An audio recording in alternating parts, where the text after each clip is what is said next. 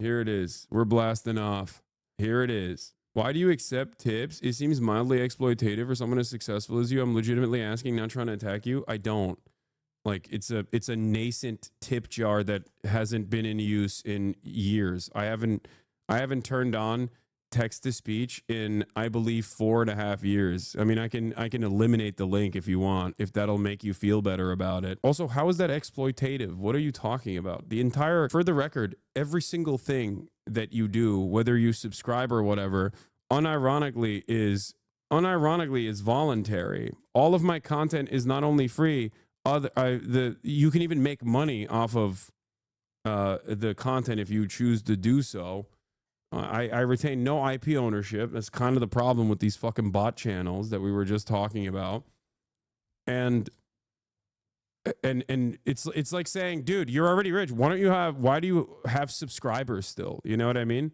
It's the same thing. You don't have to fucking tip, and no one does because I don't have TTS on. Well, gambling is also voluntary. Wait, what? Thanks for the response. Gambling is also voluntary? Are you equating voluntarily subscribing to a fucking Twitch streamer that gives you all of the content for free without ads because you want to support the channel to gambling, an addictive, like a demonstrably addictive vice? Is that what you're saying? Because you have to understand there's a difference between subscribing because you choose to do so. I'm not even like paywalling anything versus gambling. At that point, you can compare anything to anything, really. It's just like, dude, you're my vice. You don't understand. My Shayla, you're my vice. I have to subscribe to you. I can't stop myself from subscribing to you. I'm addicted to it. Unc fell for the rage bait? Yeah. Ban that chatter for a year? That's funny. Anyway, you're getting baited by a blatant troll, man. These chatters know you're mad over this and is not asking in good faith. Just ignore these fucks. I mean, sure. Maybe that person was genuine. I don't know. Sometimes people are genuinely dumb. What is this? Male gaming cut you out completely? When I was like 12, he was bronze in Overwatch. And wait, what the hell? Me and my twin weren't. And he would try to constantly get us to play ranked with him. And I'm like 90% sure it was just because we could carry him. And I was like a 12-year-old Hanzo main who was like barely in silver. He was a bronze Torbjorn main. He was dog awful, like god awful. That's crazy. That's crazy. Daily Mail Gaming. It's like, I am a pro Path of Exile, whatever. Like, no. Phineas reposted trader? No, that's not. What are you talking about? I'm not going to send them a copy strike. I don't care. It's fine. Who gives a shit? Whatever. Or not. This is so cringe. Why would you even pretend to be like, it's fine not to be a gamer? Yeah. If you subscribe, you can, when you subscribe, you get the opportunity to have a badge. You get the opportunity to use the emotes all around the platform. You get to avoid ads, even though I don't really serve them anymore. But maybe if I choose to serve them in the future, you would be able to avoid them. And you also get to send me links. Yeah, those are the only advantages that you get. Aiden should have been unbanned 2 years ago, and you should have been banned 2 years ago. Nice. True. I agree. Check your Twitch settings. They auto-enabled a new opt-out feature where you pay for the discount on gift subs. Wait, what? An opt-out feature? What does that even mean? I don't know what that is. I don't know how that works. No one ever tells me anything. Phase Adapt is a beautiful mind. Here, let's see what he's doing. I love Adapt. There, it would try to bite me. I'm sticking my hand in his mouth. My arm in his mouth is gonna bite. I'm gonna pull this hand around his neck. Boom, push back. It's gonna snap his fucking neck. GG. That's what I'm doing. That's how I'm taking. Oh no! Boom, I know your ass do not be laying in your bed at your own crib. I've thought about it, bro. Theorize how to fuck up a grizzly. I've thought about it, bro. Nah, PBM aura is so tough. Yeah. Vivian cooked you again? Oh, yeah. Here, hold on. Where it's pronounced Vivlinus, like the word villainous, not Vivlanius. This is directed at no one in particular, at Hasanabi Piker. Okay. So apparently she posted this after on her Instagram stories about the interview. Let's see what she said. It was just very cool. 10 out of 10. Very cool experience. Would do it again. I had a great time, honestly. Like, amazing. My apologies to Ludwig for thinking he was talking about the Koopling, though. Don't come for me. Yeah. Hell yeah. It was great. It was a great collab. I very much enjoyed it. I liked it a lot, and I'm happy with the way it turned out, for sure. It was very fun. It was a very fun conversation. This is actually a really good take. It's got to kill him inside that she's such a better poster than he is. Yeah, she really is. She is an infinitely, she has more posting power and charisma in her pinky nail than Elon has ever had in his entire life, in his entire existence, as a tryhard who tries so goddamn hard, so insanely hard to be beloved, to be well liked. Yeah, she's the polar bear opposite of him at 100%. Yeah, this is funny. There was a lot of like funny memes that came out of this, but Elon Musk's daughter Vivian tells Hasan that Elon would ask her and her twin to boost him out of bronze in Overwatch because he couldn't do it himself, lol. And then Elon reposted this while the interview was going on, which makes me feel like he might have been watching, you know?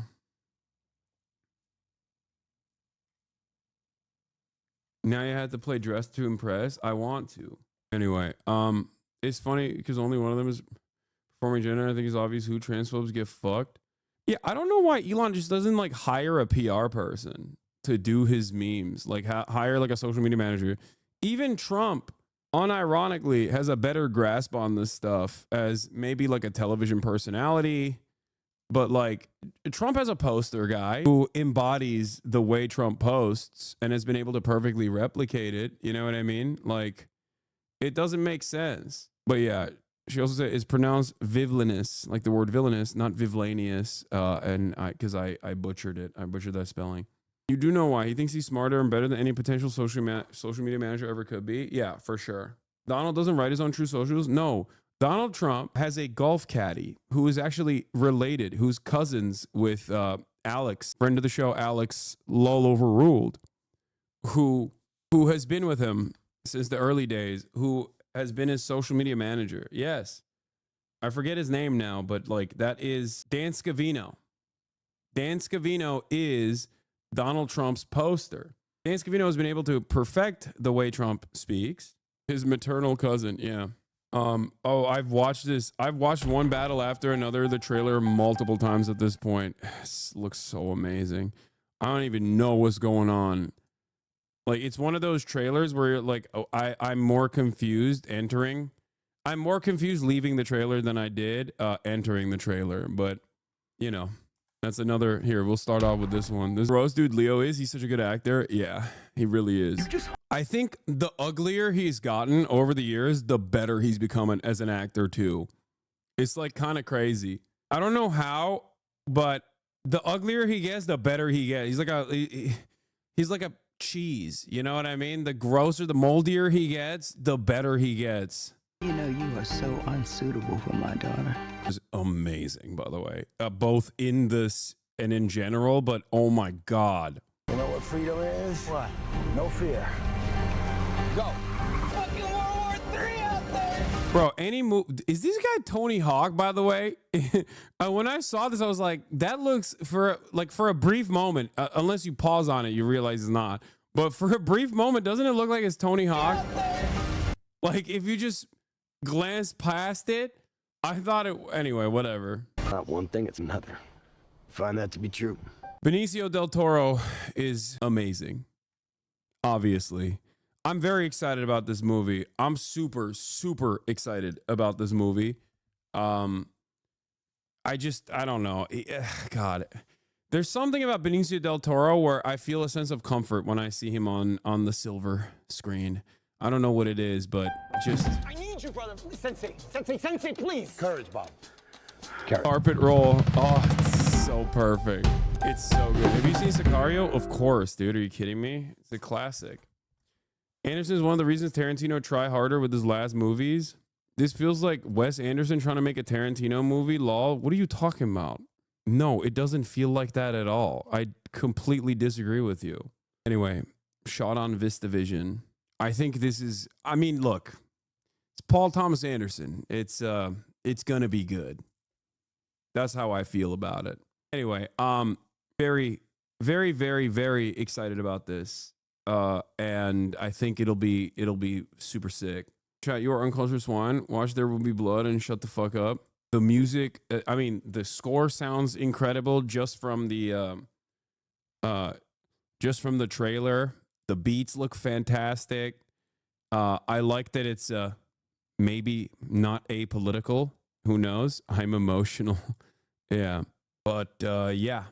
It's going to be good, but the budget is so high, they're going to call it a box office flop and then use it as a reason to not give artsy films big budgets. The Twitter post had a bunch of people calling the movie woke. Yes, I think for the sake of humanity, so that we can continue advancing humanity, we should collectively decide to never listen to people like that ever again. Okay? I think in order to maintain some semblance of soul in art, in cinema, in every artistic expression, we have to collectively agree never to hear from dipshits like this ever again, okay? I don't care. I don't care. I don't want to hear it. I don't want to hear I don't want to hear the opinions of the dumbest person. So who's the powerful person in the background who keeps pushing all these stories to be written about non-slop movies and TV losing money? There's clearly a campaign going on here and probably big money behind it. Paul Thomas Anderson and Leonardo DiCaprio's 130 million plus, one battle after another, will need to make at least 260 million to break even. A top source says the film was tested in at least 3 markets in recent months, and a consistent note came up. Audiences struggled to root for any of the characters. DiCaprio has been praised for a quirky performance, according to the testing. A character played by Benicio del Toro scored highest of all. Of course, Benicio del Toro. With one played by Sean Penn, also indexing high. Anderson reported, dude, I don't want to say what I think should be done for people who have this opinion. I don't want to say it because I will get banned. And right now, I think at a time when right-wing commentary is going to explode on this platform for one reason or another, I don't think I should get banned. But like this kind of analytical, quantitative approach to an otherwise qualitative product is so fucking annoying. Just make a movie and let it ride, okay?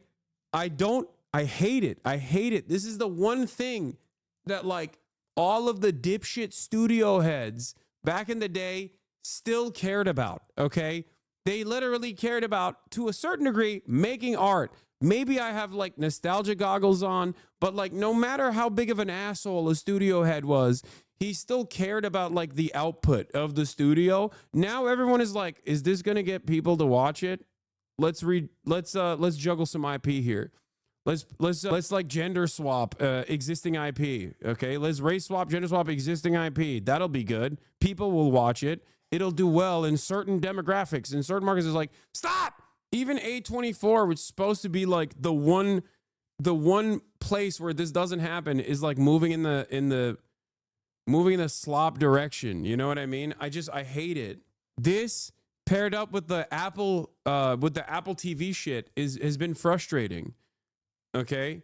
Everything is the Democratic Party now. Hollywood is so libbed up that they have become the Democratic Party. They have to focus test everything. I mean, they've always focus tested stuff. They've market tested shit. That's fine. That's normal. But like, you shouldn't get your notes from that. That shouldn't influence any other decisions. Taylor Sheridan is the only one hog standby. I mean, yeah, he's tested and proven himself in the marketplace. What is this? Oh my God, you can't make this shit up.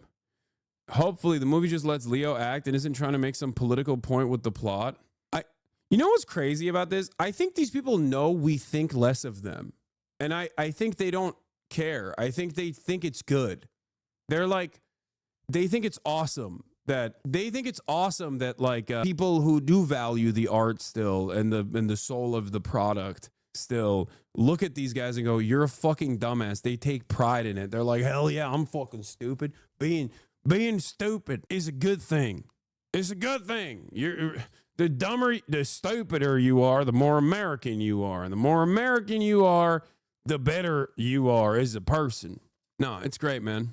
We should be moving in this direction as a society where, art is worse, education is done, everything is cut. Yeah. It's great. It's fantastic. Yeah, it's my God-given right to be a fucking asshole. A dumbass. That's my God-given right. How dare you?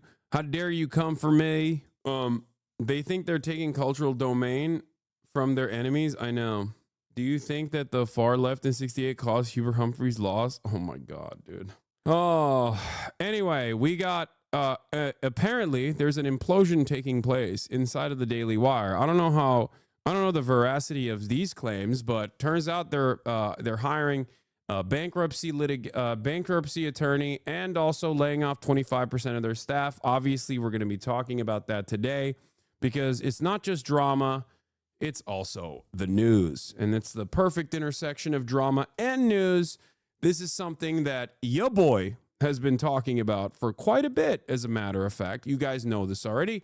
I've been talking about right-wing commentary and where right-wing commentary has moved in the world of enshittification for quite a bit. This is actually a decent segue into that side of the planet as well. The reality of the matter is Daily Wire was always propped up by billionaires and millionaires alike, and it was never going to be a self-sustaining operation. They took some big hits in the process with Candace Owens, who, came out and was overtly anti-Israel. That was a big no-no. Not the anti-Semitism, mind you, but the anti-Israel perspective was bad. I also told you Brett Cooper was the only one with motion at the Daily Wire. I told you. These were the only two people that were carrying the Daily Wire torch. Ben Shapiro, no motion. He's out, desperately trying to cultivate the edgy boy population to the best of his ability while he still fucking cries about Israel every goddamn day. It's not going to happen. The edgy boys have moved on. They want anti-Semitism and anti-Israel sentiment. Make no mistake.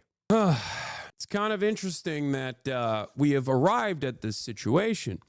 On the other side, of course, you have the Asmongoldian rise. Obviously, that is seemingly what people want. People want someone to people want someone that resembles them to look over a Donald Trump video and just go, yeah, based. Don't make me tap that sign again. I told you this. For months, I told you this. What if ever? And here is the proof in the pudding. Let's take a look at Ben Shapiro's videos. Oh my God. Barely cracking. Derek Chauvin, 19,000 views. 19,000 views. Derek Chauvin's trial was nothing short of mob rule. He is so desperately trying to bring back the edgy boys because he knows this is what they want. This is what the audience demands. He's like, well, you see, I actually want to make sure. That, everybody understands that I am a racist indeed. Meanwhile, let's take a look at Asmongold's numbers real quick. Once again, Asmongold's numbers. Asmongold TV at only 3.5 million subscribers is pumping out content. Our government is R-worded. 980,000 views. Okay? He's actually made a pivot back to gaming in a little bit more gaming pivot recently. Trump just can't stop 835,000 views. You cannot deny the analytics here, okay? Because obviously in the field of slop in general, there is no qualitative assessment, only quantitative ones, okay? Understand that this is what the market demands. The market wants a sweaty dude, okay, that resembles the market itself. They don't want a clean-cut Ben Shapiro to take this smarmy, entitled, educated, elitist attitude. They want Asmongold. They've spoken. Okay? They have spoken yet again. Meanwhile, of course, Brett Cooper is popping off spectacularly in ways that I could never even imagine for myself. As you can see, videos of hers getting 1 million views, 700,000 views, 400,000 views. Can Boob Save the Planet? 400,000 views. She's cooking. She's cooking big time. And I said this. I said that she was cooking already. When she was at the Daily Wire, I repeatedly told you she was the only one with motion at the Daily Wire alongside Candace Owens. No glaze, you called it. Yes, I did. And now, lo and behold, the right-wing media ecosystem is unironically crippling under the load-bearing weight that the Trump administration's success has cultivated for them.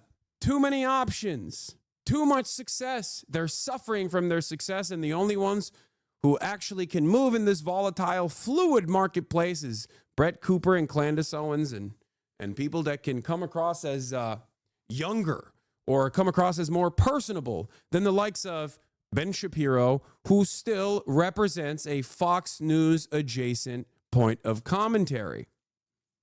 This is it. This is the problem. This is something that Benny Boy will never be able to achieve unless he decides to start talking about, titties in video games or whatever the fuck the culture warriors care about now. People abandoned intellectualism, and now also they abandoned fake intellectualism. No more nerds. Exactly. Same with Jordan Peterson. So they established this expensive outlet that was propped up by, obviously, billionaire donors, an endless funnel of money coming their way. And look where that got them. Daily Wire's media empire is falling apart. Death by 1,000 cuts, I think. As I told you, that was what was going on. I noticed this a while back when I just stopped seeing Ben Shapiro on the timeline. I was like, why is he no longer relevant? Why doesn't he piss me off as much? And here it is. James Lee, independent journalist for Breaking Points, says, what started Jeremy Boring stepping down has now spiraled into mass layoffs and another firing of senior executive Alyssa Cordova, the vice president of PR. Here are all the juicy details. The Daily Wire just fired Alyssa Cordova, their VP of Public Relations, and according to sources, Alyssa Cordova was Jeremy's minion. One was responsible for crafting the company's aggressive and paranoid media strategy. Cordova allegedly stalked former employees online, kept folders of clip videos of their enemies, helped wage internal vendettas under the guise of PR. One source, disaster of their PR strategy over the last year was cooked up between Jeremy and Alyssa. Mass layoffs ensue. The Daily Wire is also shuttering its kids division entirely, roughly a quarter of the company. They tried to do kids propaganda. It was dog shit. It was awful. It had no motion. Doesn't this mean that they were successful, though? Their goal was ideological. They pumped right-wing content and groomed the new generation. Daily Wire did not do that. At most, Daily Wire did that by elevating voices, propping them up like Brett Cooper. No, they were not ideologically successful, or rather, the success of right-wing ideology was not because of Daily Wire. It was because of Trump, and it was because of all the independent podcasters that are not even associated with the Daily Wire. Those podcasters couldn't even elevate the Daily Wire, as a matter of fact. It failed spectacularly. They had grand designs. They had all of these incredible numbers that they kept showing. They were like, we're making $10 million a month. What happened? Steven Crowder also fell apart in this process, for the record. Obviously, Steven Crowder also fell apart. He got a fat Rumble deal, 18,000 views in one day, by the way. 5.7 million subscribers. Look at his YouTube channel. 10,000 views, 40,000 views, 28,000 views. These guys killed their channels. They could not move in an organic trajectory that would consistently maintain eyeballs on the stuff that they were doing. So they had to move on to Rumble, where everything is botted. Remember, the Daily Wire Steven Crowder saga. Steven Crowder says, $50 million, that's a slave labor salary. That's a slave contract. How dare you? If you can't let me be as racist as I want to be, then fuck you. And to a certain degree, I understood where Steven Crowder was coming from because, obviously, you're hiring Steven so he can be racist. So why would you shut off his money faucet when he accidentally is too racist in the way that you want him to be, and then all of a sudden his channel gets demonetized? That was the entire point. But all of these guys are falling apart. This is the old guard of conservative independent media. And because the market is so incredibly flooded with right-wing commentary everywhere you look, people want something more. They don't want a boring man to just tell you, this is what you need to think. They want someone to have a right-wing perspective that is simple to consume and simpler to understand for an increasingly dumber audience that is going to cover what really matters, which is titties in fucking video games. Okay, boobs in video games, black characters in video games. That is what has done them in for the most part, I think. That's it. Yeah, Brett and Candace tap into the culture war They cover Blake Lively stuff, and they do it very well. They cover it from a right-wing shift, a right-wing perspective, aggressively. They pursue cultural touch points that normies care about. They also understand the language of this environment. They can easily just find themselves on the Sean Ryan show, on the Joe Rogan experience, on Theo Vaughn, as a matter of fact. They do it so well. They do it much, much better than like the likes of Ben Shapiro. Ben Shapiro is Ben Shapiro everywhere he goes. Why don't normies like you? Normies love me. I think your brain is, I hate you, Hasan. What? No, normies don't have, I would say that on the left, I'm able to do something similar to what like Brett Cooper does as well. But if you're talking about like normies, you have to figure out if you're talking about normies that are extremely online, in which case, no, they don't. But if you talk about like normies, like people who have jobs, people who live in the real world and maybe every now and then see clips of mine or YouTube videos of mine, then those normies don't dislike me at all. There's a lot more of them. They're just not online and they don't have a lot of motion online. He got caught and backtracked? No, you're misunderstanding my point. I wouldn't consider the unwashed gaming masses or people who spend every waking moment watching, Asmongold or any number of these different content creators like normies. So, in any case, this is a thing that I've been tracking closely because it's obviously directly related to my job. And now there's finally some movement in this direction. And internally, people are furious. One source put it bluntly: if they let Jeremy go a long time ago, many people will still have jobs today. Everyone knows it. With a quarter of the company gone and its core leadership in flames, the big question now is, what happens to the people that are still there? Can Matt Walsh, Michael J. Knowles, and the rest stay insulated from the chaos? Or is it just the beginning of more turmoil to come? And that's precisely where it is. So if I were to segment all of the many different ways that this entire franchise fell apart, I would start by saying it was always destined to fall apart. It was never a self-sustaining operation. It was entirely too costly, and therefore it demanded a faucet of money from millionaire, billionaire donors who value the propaganda that this represents. Now that Trump's in power, maybe there's not as much interest in dumping boatloads of cash in their direction. That's one part of this. The other part of this, of course, and this was, I always told you, like, this was ridiculous. Exclusive. The Daily Wire made $22 million in commerce from commerce in 2023. It was entirely too costly for them to engage in media, like a higher level of media, like movies. The Daily Wire Studios, I think, is like also super costly. The kids shows were really bad and also really silly. But beyond that, the landscape grew. The right-wing media ecosystem grew tremendously over the past couple of years, with many apolitical content creators also feeding that itch that people had for right-wing commentary. And last but not least, they lost key performers, both Brett Cooper and Candace Owens. They lost Candace Owens, and I think that was also an important pivot that the Daily Wire had made at that point. First, they told Steven Crowder, you can't be racist. Some people looked at that, even if they don't fuck with Steven Crowder, and thought, yeah, why can't he be racist? We want him to be racist. We're not going to watch Steven Crowder, but that says something about the Daily Wire. I like my racist commentary. If you don't let Steven Crowder be racist, that means you are woke. So that was number one. Number two, Candace Owens represents a growing, very sizable movement amongst the right, but also even in the apolitical fandoms. Candace Owens' takes on Israel, while still guided by a healthy dose of anti-Semitism, is infinitely more, how do I say it, palatable? Like it's seen as like a more common sense perspective than the Ben Shapiro position is. So for the apolitical people, they look at Candace Owens' statements on Israel and they go, yeah, that makes sense. And then they hear all the anti-Semitism and they also go, yeah, that really makes sense, which is very dangerous and very scary, but that's for a different day.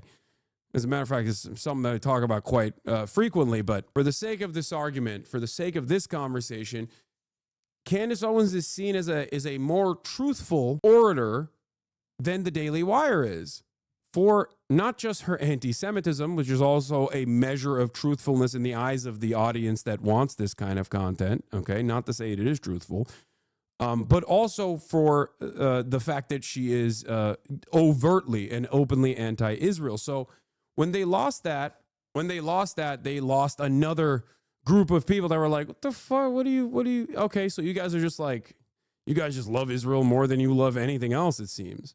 So while the neoliberal aesthetics within the Democratic Party has fallen out of favor, so has the neocon aesthetics fallen out of favor on the right. That was Trump 1 and also Trump 2, ironically enough. So for people who don't have any loyalty or association or positive association with Israel, or people who think what Israel is doing is gross and inhumane, or for anti-Semites who want to shit on Jews and Israel is a great vehicle to do that, you know, Candace Owens scratches that itch significantly better than the likes of Ben Shapiro. So regardless of all of the puff pieces that were written about from Axios and everywhere else talking about, you know, how much money they were making, it was crazy, it's gangbusters. I never truly believed that. I could not comprehend how they were able to generate such revenues. And it seems like they weren't. Or maybe their overhead was insane. Yeah, Charlie Kirk himself found new light in TikTok. Charlie Kirk moved to TikTok and blew up over there. Charlie Kirk on YouTube, garbage. Charlie Kirk's YouTube channel analytics are garbage. Think about that, guys. My channel is infinitely smaller. I am a Twitch streamer predominantly. First and foremost, I'm a Twitch streamer. And you look at my analytics, and it hasn't been great this past week, let's be real. But if you look at my analytics overall, for a channel with 1.5 million subscribers, like, I'm doing significantly better than these other channels are, with the exception of when I do a video like Another Journalist Killed by Israel, and it gets fucking obviously blacklisted on the algorithm. So that's crazy. That is like, you know, that shouldn't be the case. These guys are like they're making tens of millions of dollars, right? Like they're generating tens of millions of dollars in revenue. I should not, especially with like no IP restrictions whatsoever on my content, like I should not be getting these numbers that are better overall on average than the numbers that like the Daily Wire is getting. And yet that is where we are, interestingly enough. So too much overhead, too costly of an endeavor with not enough ad revenue. There was this too. Murdoch shops for podcasts. Yeah, that's different. That's a separate story. Hold on. Austin, do you want food?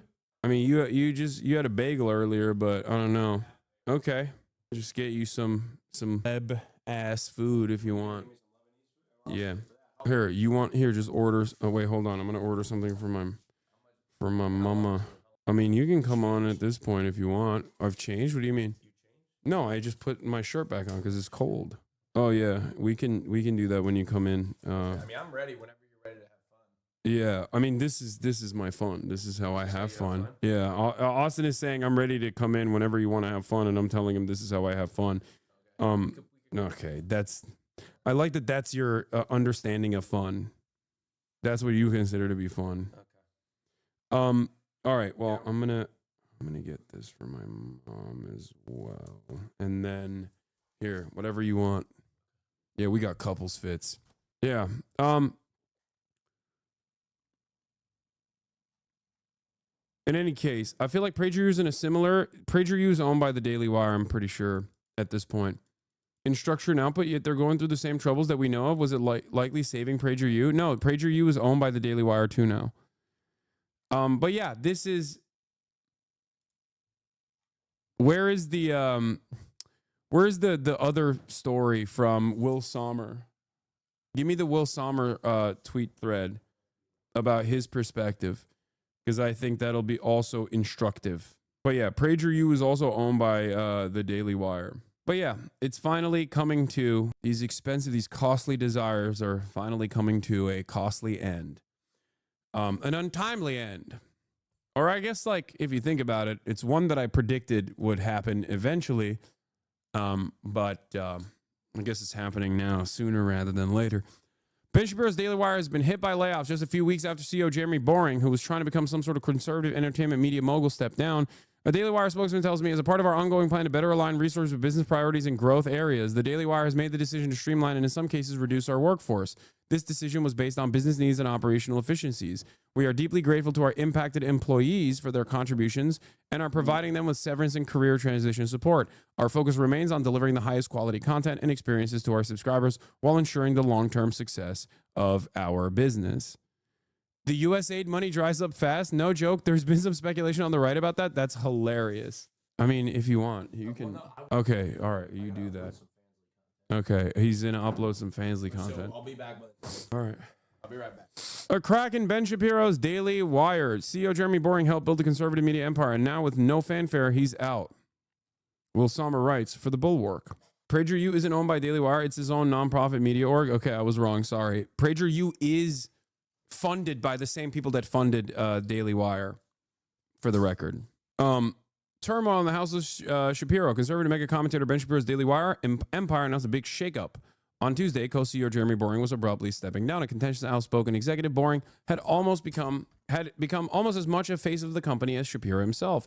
He positioned Daily Wire into the success story of the right-wing digital media, an ambitious attempt to swing the culture rightward. Rumors have been swirling of a massive acquisition in the offing.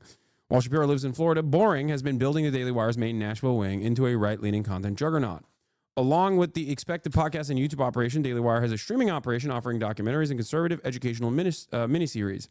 For conservative preschoolers, their Bent Key streaming app hosts a combination of original programming, a puppet show, for example, and a chinchilla-themed cartoon, kind of like Bluey, and handpicked episodes from well-loved shows that have been checked and rechecked to make sure they are respectful of your family's values. In profiles and media biz interviews, the 46-year-old Boring was positioned as a 21st century Rupert Murdoch, claiming the Daily Wire raked in $200 million in revenue last year, which I don't believe. Boring's superfans could even buy his eponymous anti-woke razor and chocolate brands.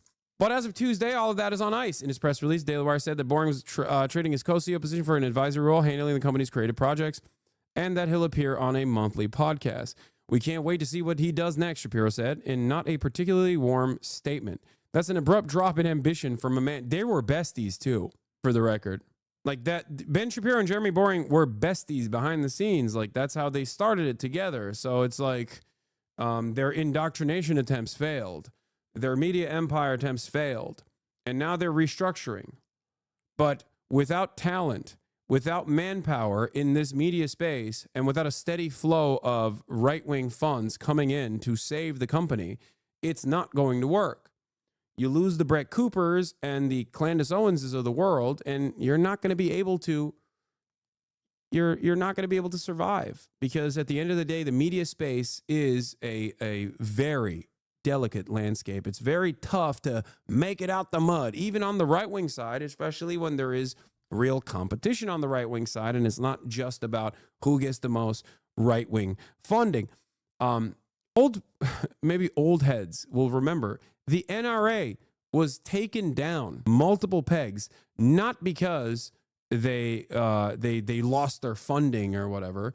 They were taken down because of their media operation. The NRA tried to do a media operation and fucking failed spectacularly. NRA TV was a massive failure. But just like the Daily Wire's crash and burn, from the ashes of NRA TV, multiple content creators sprung up. Dan Bongino is an NRA TV guy, just like Brett Cooper is a former Daily Wire commentator. Think about that. Dan Bongino, who is now the deputy director of the FBI, and before that, a relatively successful podcaster with a fat Rumble check, I suspect, because he was always on Rumble, became a known entity as a consequence of NRA TV. So these guys, all they do is prop up media talent, and then they fall apart because it's not a consistent endeavor. It's an endeavor that requires a tremendous amount of backing. In November interview on Puck's Grill Room podcast, Boring said he wanted to turn Daily Wire into the next New York Times and that he fell asleep every night dreaming of selling the company for a big payoff. So much for that. What's going on here? If there's one thing people in the fractious world of right-wing digital media can agree on, is that there's a backstory here we aren't getting. I don't really buy this or believe this, podcast host Elijah Schaefer, one of Boring's many nemesis, said on his YouTube show on Tuesday. I think it's a way nastier behind the scenes. Yeah, I also believe that, even though the person that's being quoted here is also a notorious figure in the right-wing spaces. How do they fail so much with ads? Ginormous overhead. Impossible to compete. I'm sorry, guys. If your overall output is all but a fraction of a dude who doesn't change his t-shirt for months and has a dead rat as an alarm clock with like tens of millions of dollars of funding, if you can't touch a fraction of a dude who has a fucking blood wall in his house, then you're cooked. How can you compete against that?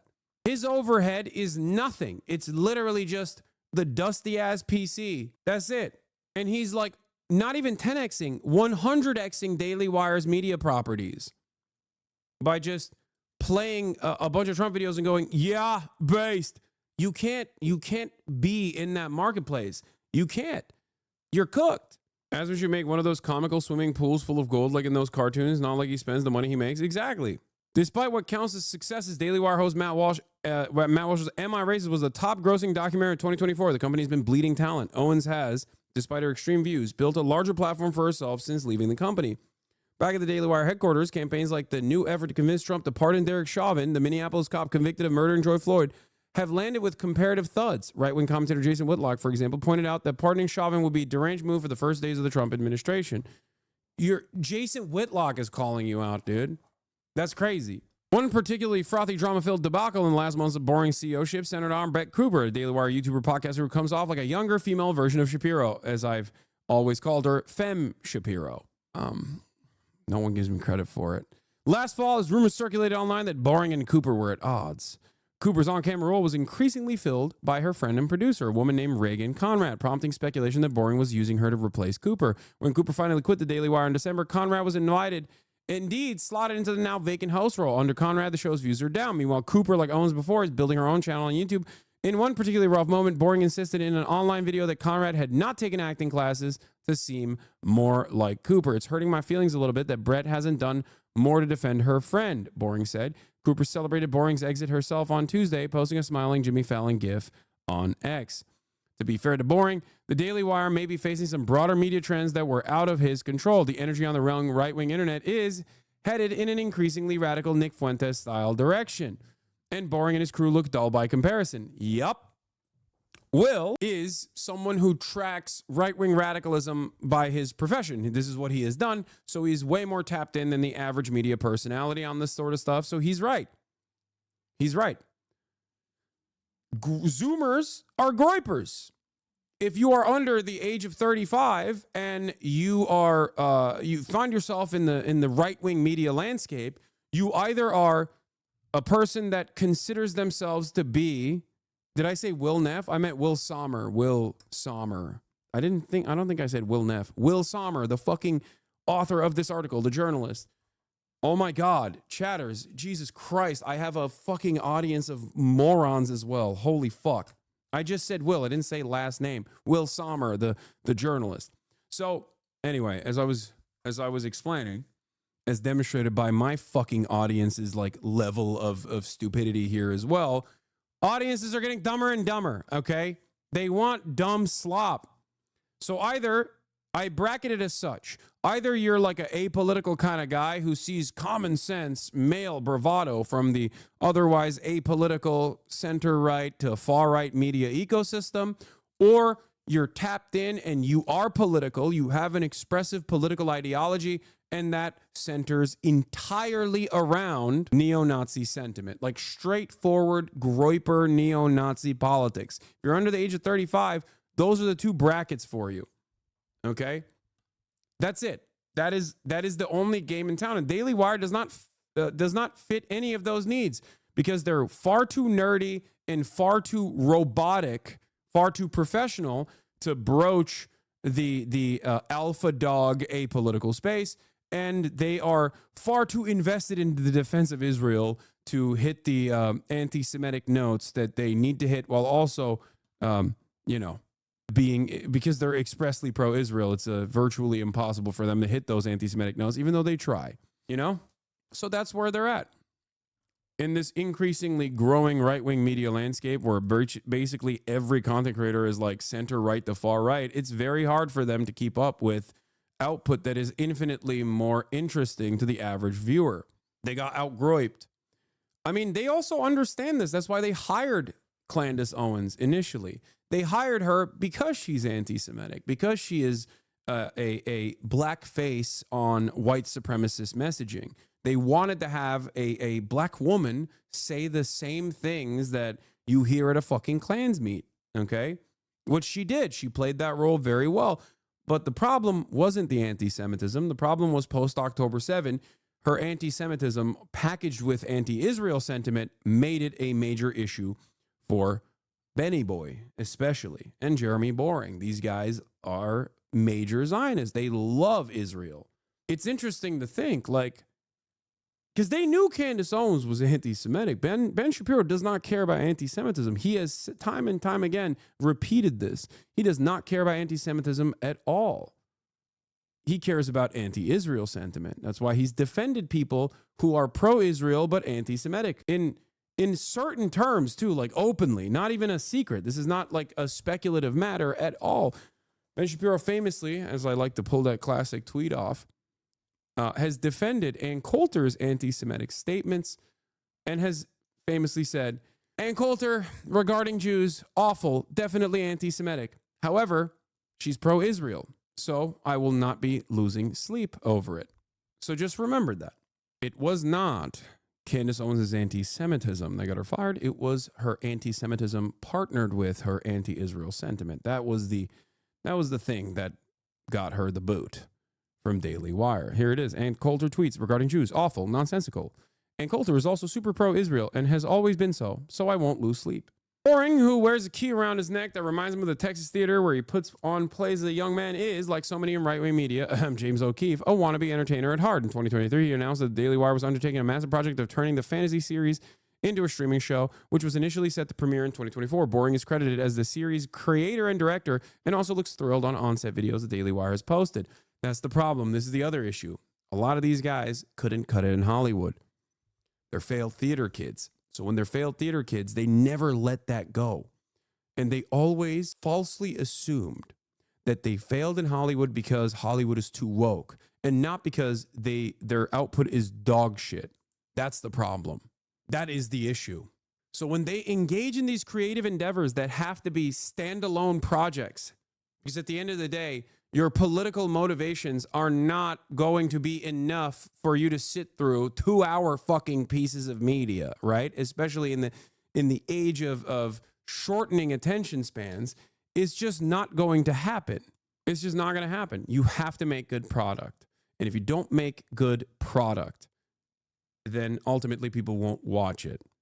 There is not enough political motivation that will cause you to sit through 2 hours of slop. You can sit through an Asmongold video that's 25 minutes long, especially if he sings the right tune, right?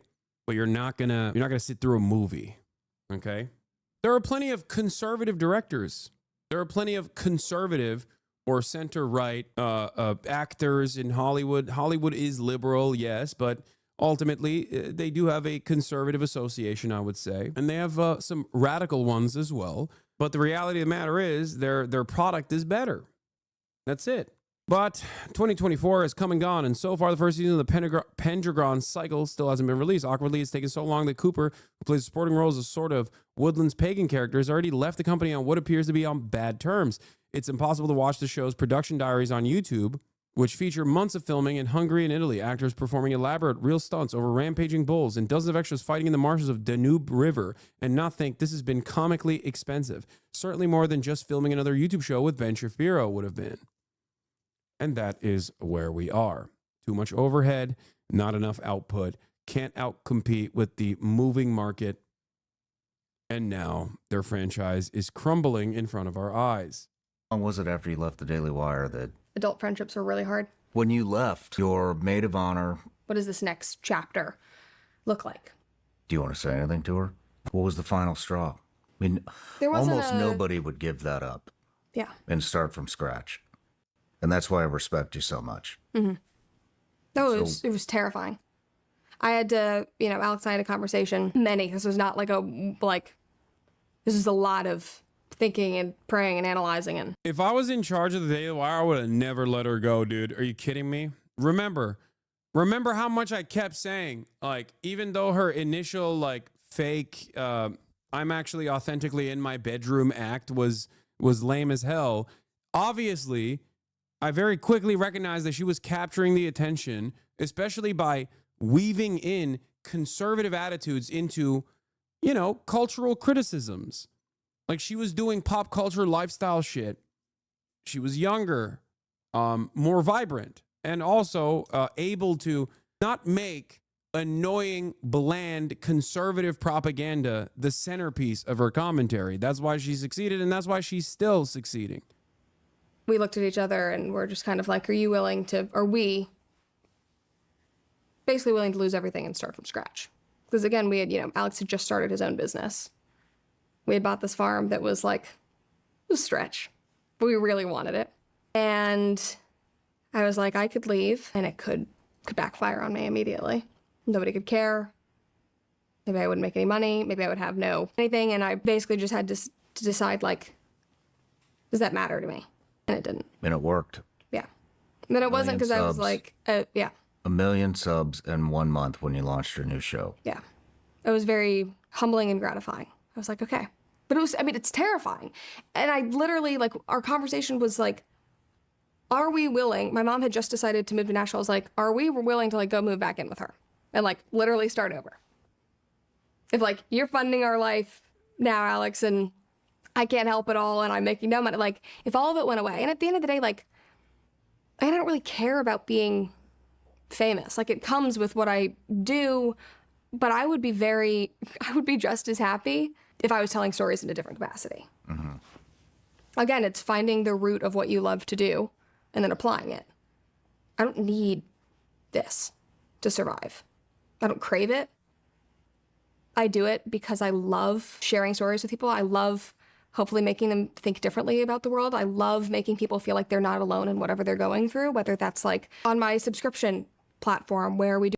Bro, this is literally verbatim, bar for bar, what I say, except for, base boosted on the right-wing side. She's talked about rebranding herself as a pop culture commentator to reach a more ideologically varied audience.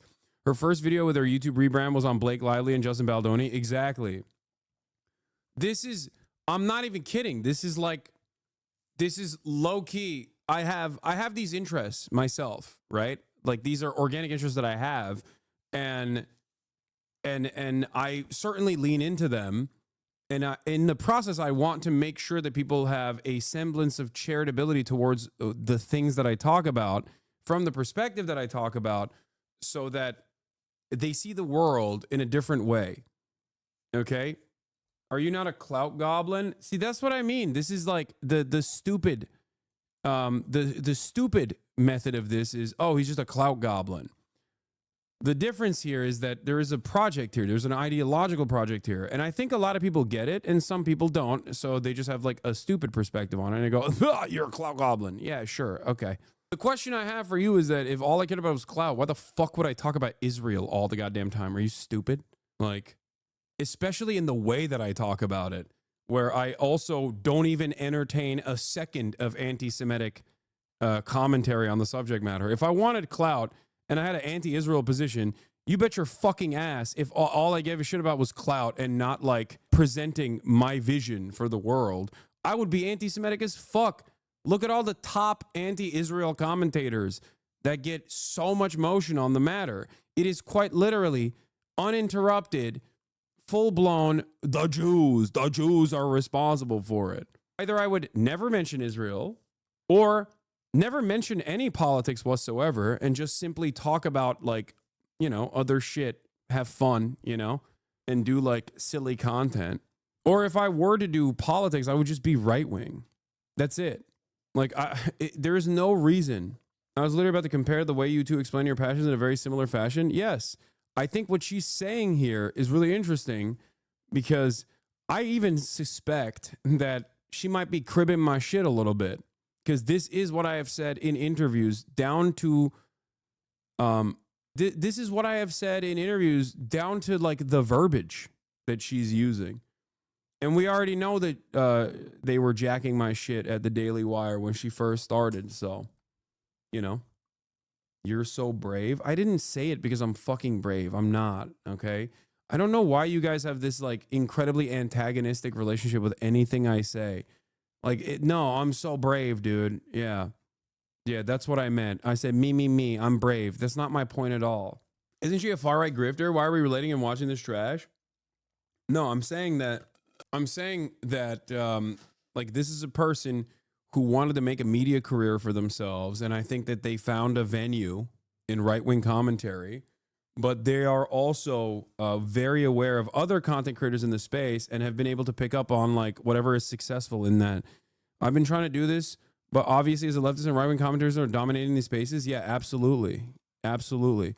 Watched Adolescents in the studio this morning. Both were amazing. Thanks for recommending them. Yeah. Especially in like female-centered spaces too, as Taylor Lorenz reported on, there's a lot of pop culture commentary that is like expressly right-wing. It's really interesting. It's not just the male-dominated space on the independent side of online news and online commentary that's like super right-wing, where your expectation from a fitness content creator is that they're going to say some suspicious shit. I think even like T channels and drama channels also participate in this, and they have like a predominantly female audience. I got sana tavuk aldım bir de yine köfte. Yeah. Do our Dear Brett series, and I'm able to talk to people. Like I had a girl last week, talk to me about, she has a grandfather with dementia who is, forgetting who she is and has gotten violent, and is like, how do you? Okay, I'm gonna skip the rest. Reagan, is that her name? Took over the comments section. How did that feel? Friendships are hard. Are you guys still friends? I don't say so. Would you like to still be friends? Of course. Also, she's not super pro-Israel, it seems. Oh, Brett liked this post from Candace. Yeah, of course. Dude, you can't be in that age group and just like express a super pro-Israel sentiment. You're literally just like whittling away your audience. That's it. There's a market for it, but that market is in like mostly liberal spaces. You can be pro-Israel. You can be overtly pro-Israel, but you're not going to get a lot of motion from the right. You're not even going to get a lot of motion from the left. There's like for a younger audience especially, being pro-Israel and overtly pro-Israel is immediately like, oh, you must be a grifter. Even fucking being anti-Israel and then being against anti-Semitism for many people, especially in younger audiences, tracks as inauthentic. It's really interesting. Like if you're anti-Zionist, if you're like a dedicated anti-Zionist for fucking decades, like someone like myself has been doing this for 10 fucking years, but you're also combative against anti-Semitism in general, younger audiences look at that and go, you're fake, dude. You're fucking phony. Authenticity is tracked by being incredibly right-wing. That's what it is. It's just, especially online, people go, oh, these people are demonstrating their vices, and that means they're being authentic. Yeah, the anti-Semitic side of the right is winning the war on the right, for sure. Absolutely. Not trying to glaze, but I will say your commentary has had a super significant influence on me and the people in my life. My super right-wing father, my family's Jewish, but he is not, recently told me he now supports Palestinian emancipation after I brought up some points from you, Noah, and my own research. Thanks for all you do. Free Palestine. Yeah. There's no metric for there's no metric for authenticity if you are empathetic. If you're empathetic, that means you're not fucking real. You know what I mean? You're fake. You're phony. No one is really empathetic. You're fucking making that shit up.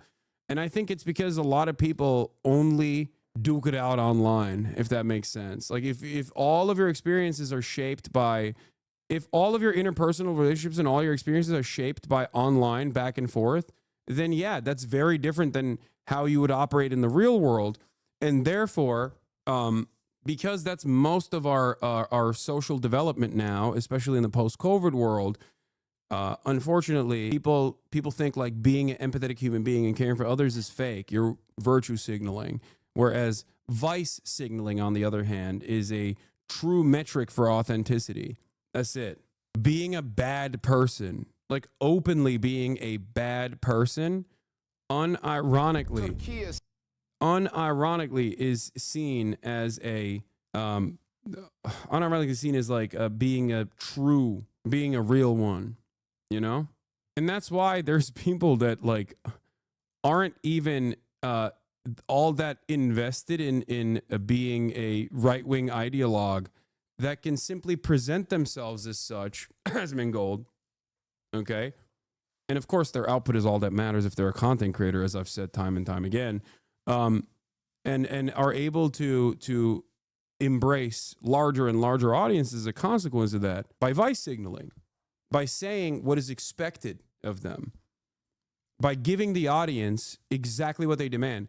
And there are moments of honesty, okay? There are moments of honesty in that process where, like, Asman will sometimes be like, yeah, I don't care about this. I'm just saying it, you know? Or, yeah, I'm saying it because it's popular. What are you going to do about it? And it's, that's what it is. That's straight up. Like, Trump kind of tapped into this too. Trump tapped into this. He is honestly dishonest, okay? He is honestly dishonest, and people see that as like a measure of authenticity that is virtually impossible for anyone on the left to capture, especially if your values are motivated by being empathetic to others. You know? Why do you think being against Israel's actions is conflated with being anti-Semitic by so many people after all the info that is just... No, because it's a defense mechanism, and Israel's development as a Zionist, a settler colonial project literally relies on the constant fears that if Israel doesn't exist as an ethno-religious supremacist state, then like all Jews will be killed and murdered and Holocaust will happen everywhere. Yeah. And that intentional conflation has caused people to obviously learn the wrong lesson there. They look at Israel and perhaps for the past couple of decades until this last decade, people looked at Israel as a positive state. People associated Israel with positive values, right? With the endless faucet of pro-Israel propaganda coming from mainstream news, while never really seeing what Israel was truly doing to the Palestinian population. Most people were like, yeah, Israel's good. And if you hate Israel, you're anti-Semitic. That makes sense to me. But now that people are understanding that Israel is not good at all, okay, and indefensible, utterly indefensible, and that association is now a negative one. And I have not been able to explain this to a lot of people that are not anti-Semitic but are super pro-Israel. They just don't understand that at all. It doesn't track. There's too much social conditioning and too much time that they've invested into believing that like this is a good conflation and not a negative one. And it's interesting. I know that it is not a positive conflation, and it's downright dangerous for the existence of Jews in the Western world, because my name is Hasan and I've lived in this country post 9/11. And if that conflation of like, for example, Islam and ISIS wasn't such a dangerous weapon, then the American media would not have lied and manufactured consent and implied that those two things are intertwined with one another over and over again in an effort to justify the war on terror. That's why I constantly make this comparison about Israel and ISIS, where it feels to me like, you know, people fucking run around and it always feels like, you know, pro-Israel people who are not anti-Semitic are running around making that association themselves for some reason without seeing how dangerous that outcome is, how devastating that outcome is for the overall safety of Jews in this country that might not want anything to do with Israel, as a matter of fact. Especially with this current government heavily leaning into that, because there's a lot of institutional allowance using anti-Semitism as a weapon to wield against the First Amendment, against due process. Like, a lot of people, I think, don't understand that this is simply the entry point for this administration to enact a very scary agenda, to make it so that any criticism of Trump inevitably will be prosecuted with the full extent of the law. You'll be a terrorist. But the entry point into it is through anti-Semitism, through claiming that you give a shit about anti-Semitism, and liberals have allowed this administration to continue doing so. They've allowed it. You see it. There's too much time and too much money that was expended by pro-Israel groups that center themselves around like Jewish advocacy groups, even though they're not. They're just Israel advocacy groups. And they have virtually invaded a lot of think tanks and colleges and whatnot to create this idea that like, yeah, this conflation is real. Israel is for the Jews and Jews are for Israel. And if you criticize Israel, you hate the Jews. There's like, think about it. I can't think of a single other instance where like shitting on Christians in a country that is like bouldering towards Christian nationalism right now, shitting on Christians in this regard does not get you this same level of punishment. Okay? Shitting on no other marginalized group will ever get you this level of punishment. As a matter of fact, it will get you promoted, really, right? Yet. You're right, yet. Do you have a single fact to back that up? Which part? Do you think that like white supremacist anti-black sentiment is something that will cook you up in this country? All the parts. What do you want me to source? I can source anything you want me to source. In terms of the money spent from Zionist groups like pro-Israel groups, I mean that much is. I mean, look at AIPAC as a starting point. But yeah. In terms of the administration using anti-Semitism as a weapon to crack open and set very dangerous precedents against free speech, look at the ongoing legal battles that are taking place with Mahmoud Khalil, with the Turkish PhD student, with the Korean American who was almost deported but was stopped because they just couldn't find her. Yeah. This is a militant Zionist group threatening activists online with a deport list. A century-old Zionist group has resurfaced in the U.S. with a list of pro-Palestinian activists it wants arrested. Now, the funny part about this is that Beitar and ADL and all these other pro-Israel groups like Stop Anti-Semitism and whatnot were previously seen as like crackpots, not ADL, but Beitar and all these other ones. And now they're receiving a warm welcome. Now, let me tell you something. This is not a secret. This is not a secret at all. This is being done in broad daylight. If you pay close attention to some of the immigration enforcement stuff, you will recognize it, that is precisely what they're doing, right? They're already trying to create a chilling effect on speech by threatening, using the arm of the law, and threatening students that have engaged in activism. They're lying about them, and in some instances, they're not even lying about them. They're just simply saying, like, yeah, we don't like what you're saying. Okay? Here is the IHRA. Here's the person who created the IHRA definition of anti-Semitism, saying weaponizing anti-Semitism makes students less safe. None of this, of course, matters because it's not about anti-Semitism. It's not about combating anti-Semitism at all. If you think that, you're fucking delusional.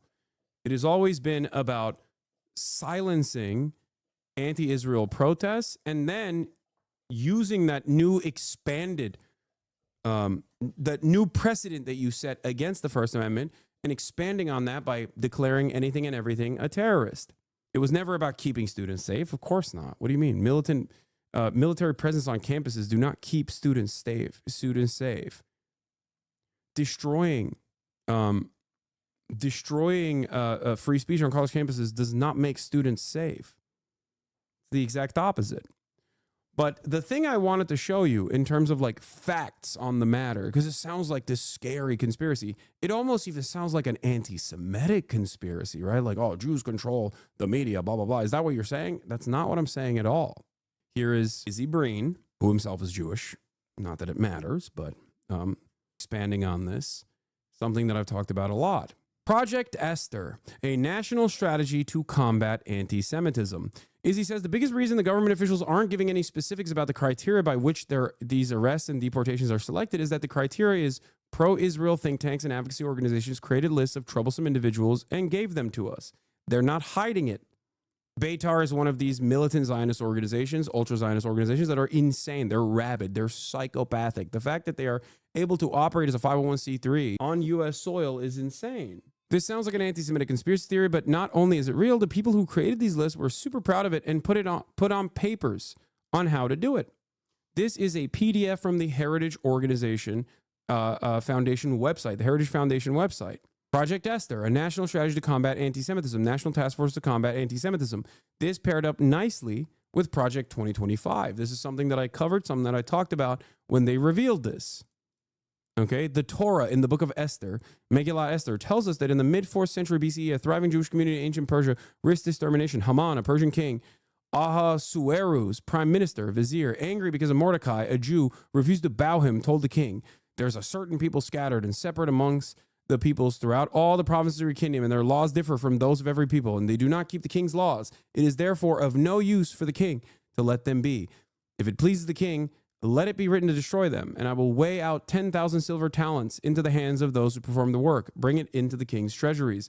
Ironically enough, I'm currently playing out in the 1400s in Kingdom Come Deliverance. I'm on the mission now where I'm defending the Jewish quarters from Sigismund's pogrom. But having said that, it's not just about, this is just an entry point of the conversation. Here it is. Purpose.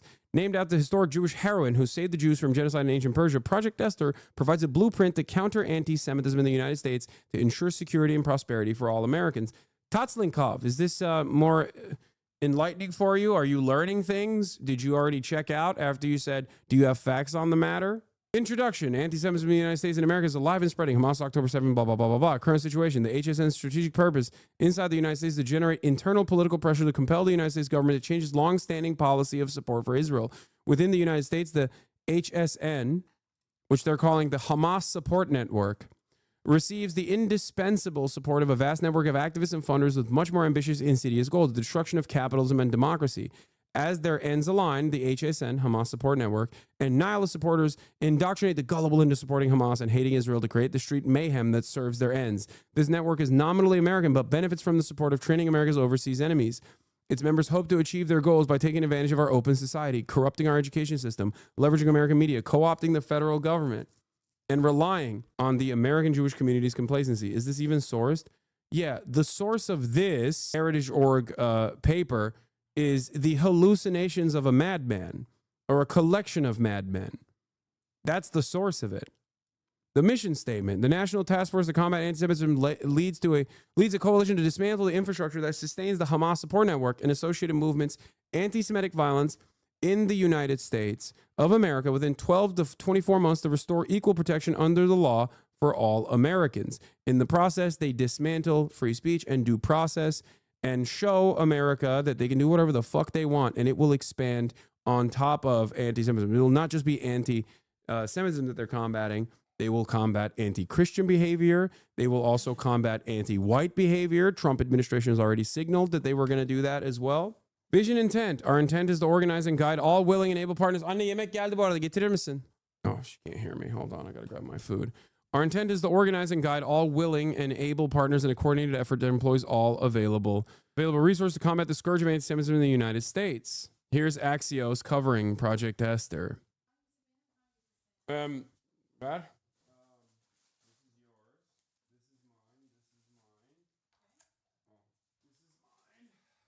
Onun içinde bir sos var mı? There might be a salad dressing in that white one. Anne. Okay. This is mine. I got one. This is my mom's, and then you wanted fabush. You want our tabbouleh salad. Here, this is yours. I got the. Can you give this to my mom? Yeah. Thank you. Okay. I just wanted the salad dressing. I don't want anything else. You can take the rest. Here. Thank you. Thank you, Mom. Yeah, there's pita. All right. But yeah. Everything that the Trump administration is doing right now, they are following through on this agenda. Ironically enough, the Project Esther document also ends with the first they came for the communists poem for their sources. Hold on. First they came for the socialists, and I did not speak out because I was not a socialist. Ironically enough, they literally in the beginning talk about how they want to eradicate socialism from public discourse. Isn't that funny? They talk about how they must eradicate, they must eliminate. I would like to see all the food you just got. No. Worry about your own damn self, okay? Goddamn. They literally say we have to combat the Hamas Support Network because they're socialists and they want to undermine capitalism.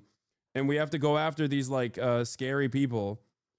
And you know, first we must do it by first going after, not the socialists this time, but going after the people that we have branded as Hamas supporters. in our censorious agenda. The guy who wrote this was an anti-Semite, right? And regretted everything. What?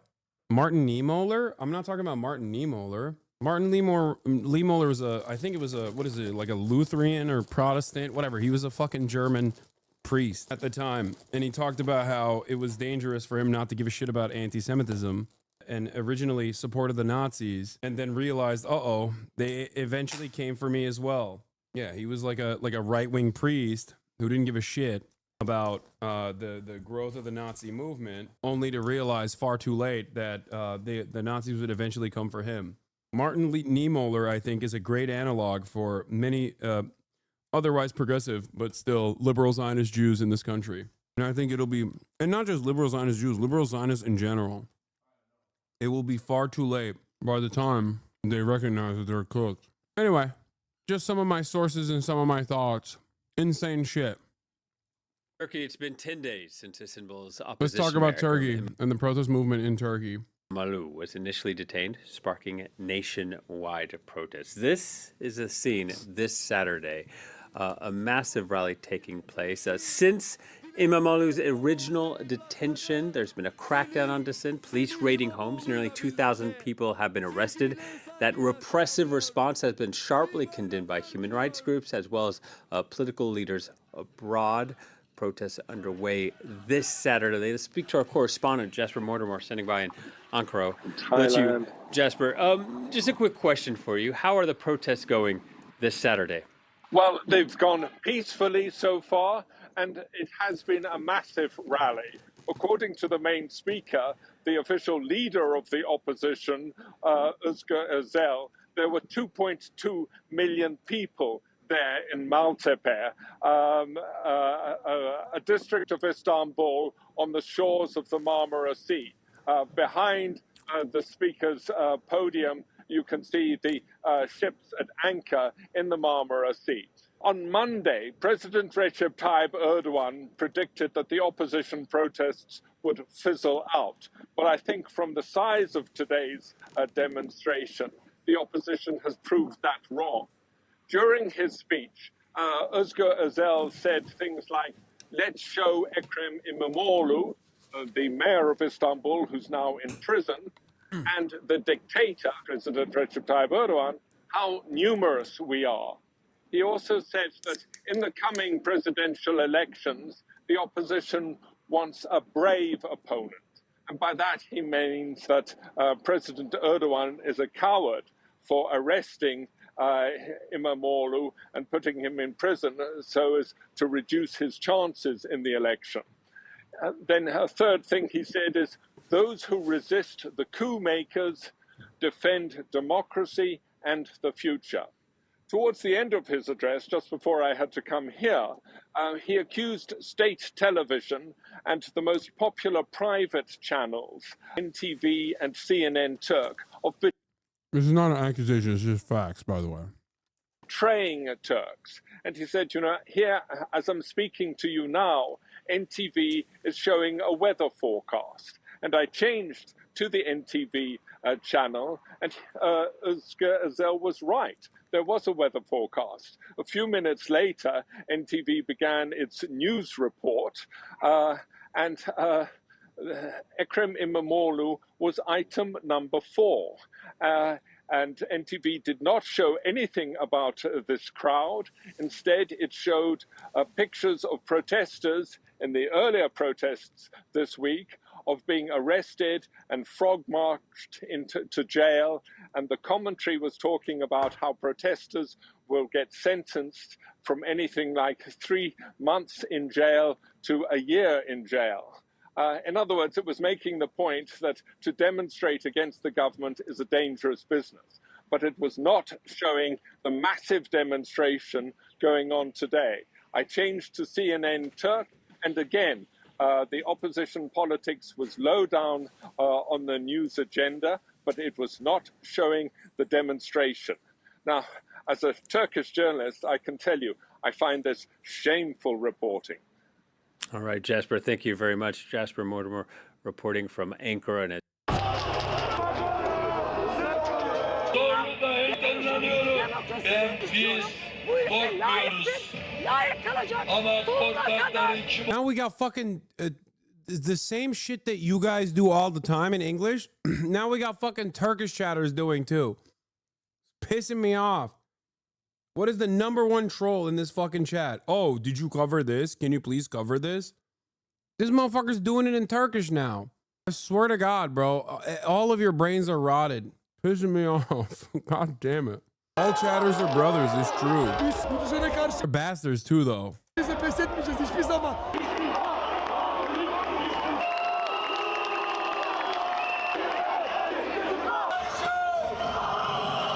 İktidardan kurtulduğumuz sabahı, o anı hatırlayın.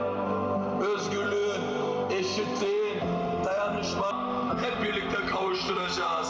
Burada direniş için varız. One of the big differences with authoritarian rule versus neoliberal rule is the false association with freedom that you have in a country like the United States of America. Everyone in Turkey, unless they're like super regime pilled, unless they're like dick riders of AKP, are very aware that the media serves the interests of the regime. So when regime media, private and public, state broadcasters or private corporations don't actually cover these protests, that doesn't mean people are deluded into thinking that there isn't a lot of discontent. They see it. One, they see it because these protest moves are massive. But they're not oblivious to it. The reason why they're not oblivious to it is because they always are operating under the assumption that, yeah, the government is lying to me. That's what's so different about protests in liberal countries rather than more authoritarian countries. That overt authoritarianism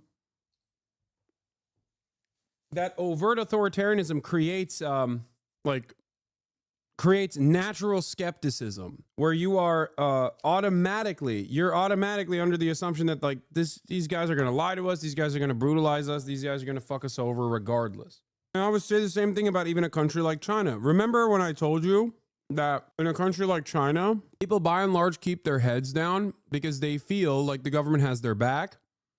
But whenever there is like real discontent brewing, like during the COVID-0 lockdowns in China, right? Those initiatives were brutal for a lot of average Chinese people. It was mostly the uncertainty from what I saw, like the uncertainty of like not knowing when they will be able to release, like when they will be able to open like an apartment complex once it's like been branded as being COVID unsafe, right? Things like that were truly frustrating for a lot of people. So they did, rise up. They rose up and got their demands met by the government. Now, the inverse of this, of course, is when the government doesn't respond to the fervor, the real populist mobilization, the real popular mobilization against the government. And increasingly in that process, they have to become more aggressive, more prosecutorial, more invested in like jailing dissidents and things like that. And that creates a timeline where the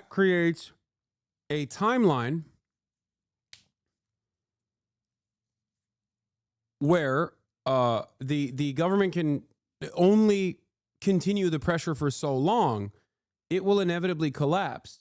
That's where we're at right now. Either the Erdogan government responds to this public pressure inevitably and yields and releases İmamoğlu and will eat away a lot of their popularity in the process, because like if they do that, then they're basically caving.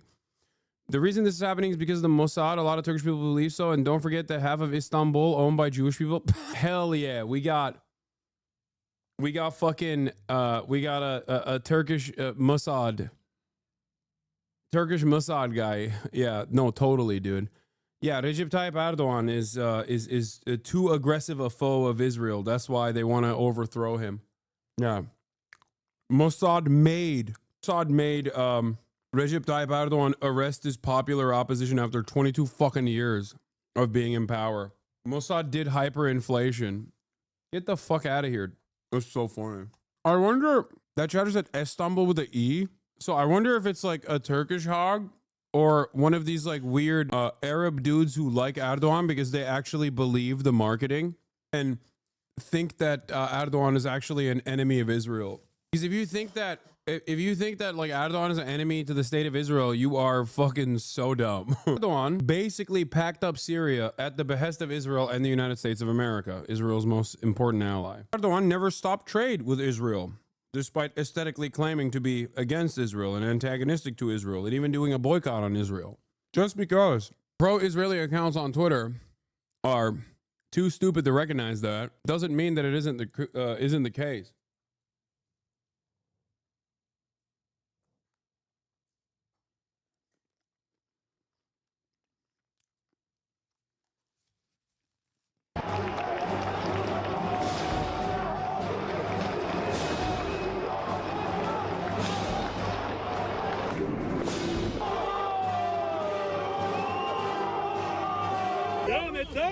Yaklaşık 4-5 gündür buradayız. Günlerdir... Tam ayı oğlum. Ayı oğlu, hayvan oğlu hayvan. Bildiğin öküz, ayı, domuz. Polis lan. Aynen, polis her yerde polis amına koyayım. Aynen. Ya bu tam Amerikalılar da böyle. Umutsuzluğa düşüren bu düzene karşı bir ses çıkarabilmektir özünde. Bize siyasetle yıllar boyunca birbirimize düşüren ve bizi birbirimize saldırtan bu düzene karşı bir kere olsun beraber olabilmek için biz buradayız. Adalet bizim istediğimiz tek şey hep beraber. Are Turkish police more brutal protesters than American police? Yes and no. I don't know if they've killed anyone yet, and the American police certainly did during BLM.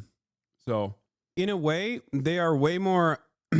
They're way more... I mean, cops are cops everywhere. That was what the one chatter was saying. Like, this is the purpose. This is the entire reason why police exist. So, in some ways, I think that they are... they're less lethal than the American police force is. That one is a certainty, by the way. And this isn't to defend the Turkish police at all. I'm not. They're fucking animals. But I would say that they're less lethal than the American police by and large. But they still beat the fuck out of protesters. It's like ruthlessly lynch them. German Turks are having a crash about the protests in the TikTok comments, calling the crowd size AI propaganda and shit. Yeah, because German Turks don't live in fucking Turkey. And they love Erdogan. They're stupid enough to think that Erdogan is actually bravely fighting against like Western imperialism. Okay, they've deluded themselves into thinking this. And they don't have to fucking suffer from hyperinflation. So they just like, they literally are like, oh, Erdogan is great. He fights for my country. He fights for Turks all around. He fights for the Ummah, the entirety of the Muslim population. All laughable notions, by the way. And also, obviously, this is not all the fucking German Turks, but like there's a big chunk of hogs out there. Klasik gurbetçiler. Amına koyayım. Oh, wait, I'm in Ohio. Turkey is the only country left that can stand up against Israel. I don't like Erdogan either, but destabilize the country will open so many opportunities for enemies to step in. How when Angela Merkel plays neutral, that is considered... Wait, what? Please explain yourself. Turkey's not neutral, dummy. You're fucking stupid. What are you saying? There has never been a moment where Turkey has demonstrated neutrality against the state of Israel. Turkey has always been an incredibly important ally to Israel. Turkey is a NATO country. You have deluded yourself into thinking that Erdogan is actually against Israel because this is all he does, okay? You never look at his actions. You only hear him go like this. You're going to think, oh, wow, this is the most anti-Israel guy on the planet. Holy shit. No, that's not playing both sides. That's being a fucking liar. The only thing he's playing is his fucking fan base that thinks that he's actually anti-Israel in any capacity. He's not. Actions are way more significant and way more important than words. What are you talking about? He does that for his own benefit. He does that no, that's not by playing both sides, dumb fuck. If he was playing both sides, he would at the very... No. If he was playing both sides, he would actually incur genuine penalties on Israel. He has never done that. He has the capacity to stop the Baku Ceyhan Tel Aviv energy grid, okay? He could literally stop 40 to 50% of the entire energy grid of Israel. He could shut off the faucet from Azerbaijan through Turkish ports to Israel is how Israeli energy, how Israel gets its energy. They didn't do that. They never will do that. If he wanted to, he could actually stop trade like he claimed he was stopping trade to Israel instead of changing the fucking manifest on all the ships from and claiming that they're actually going to Palestine when they're not going to Palestine. They're going to Israel. That's not playing both sides. That's playing one side and then playing you. Okay? Playing you into believing that he's actually doing something material against Israel when he's not. That's just propaganda. It's almost like the reverse in Turkey. You know how, like, in America, as long as you're pro-Israel, you can be anti-Semitic. In Turkey, they're like, well, he's anti-Semitic, so he's not pro-Israel. Like, Turks have the reverse opinion, where they're like, well, you know, Erdoğan hates him and hates Israel. Hareket bu abi. Türkiye NATO ile Türkiye elimizde. CIA direkt olarak ülke ocaklıydın diyordu ki Netanyahu çok kızdım sana diyordu. Ondan sonra gidiyordu 2 trilyon 2 trilyonluk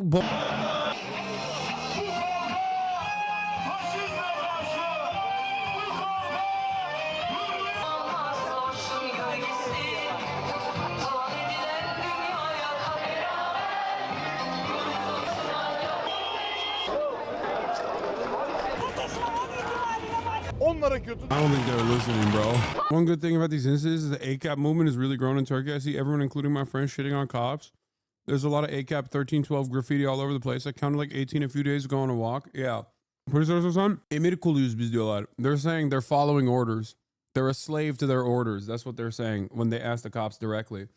Why do you do this? It's funny though. ACAP is universal, like both in principle and also like ACAP, all cops are bastards. Unironically is something that you see all around the world, even though it's in English. Like even in Turkey, they'll spray paint ACAB or 1312, which is American. Biz AK Partisiz, dinesiz, Kürde hepsine sahip. Hiçbirine hakkım helal değil. Birinci olarak tarım. Bro's rocking the Gucci hat, being like hyperinflation has hit us hard. I mean, no disrespect. I mean, respect. Makamına kimse küfür edemez. Ha buradayız. Adaletin yanındayız. Kesin %100 is most likely a dupe. He probably got it at the. Bundan dolayı buradayız. Kadınlara olan dolayı buradayız. Dergahlarda biz bu ülkenin vatandaşıyız. Biz bu ülke için buradayız. Halkız. Biz burada. Kim? 15 Temmuz'un her zaman karşısındayım. Kendim için kalmadı hiçbir şey. It's so fun. I mean, he's right. He's like, this motherfucker's been in power since I've been born. I just want change, please. It's like such a normal take to have. It makes total sense when you think about it. You're like, you feel so powerless. You feel so fucking powerless when you're like, come on, dude, it's been 22 years. You fucked the country up. Let somebody else take a shot at it, you know? Oh my God. Of course, his ass is never leaving. Oh. I don't know. We'll see what happens. I fear that this will only escalate on the Erdogan side. There was a dude wearing an Akatsuki jacket that I own as well right here. Look, pretty sure I saw it. Yep, that. Oh my God, I have the same one. That's crazy. I don't know why, like, this coalition also has, like, supposedly nationalist figures as well. People throwing up the fucking Grey Wolves, but I am a little... Like, I'm a little out of touch with all of the minutia of Turkish politics. So if there's any Turkish chatters in here, you can tell me why they're fucking throwing up the Fat Partisi diyemem. No chatters.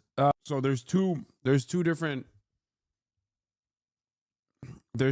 factions that broke away from the MHP. There's like two different nationalist, ultra nationalist factions. One is İyi, one is Zafer, and they also throw up the Grey Wolves symbol, but they're a part of the opposition now.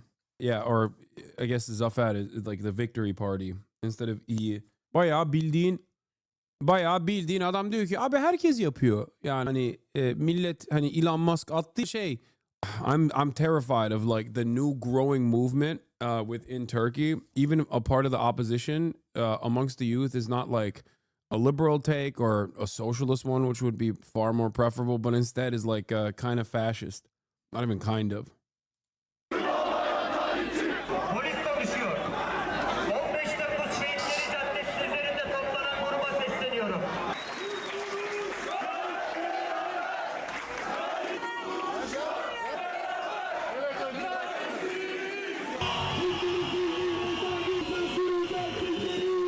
Yarın seni en rahatsız edeceklere 500.000 kişilik çağrı yapacağım.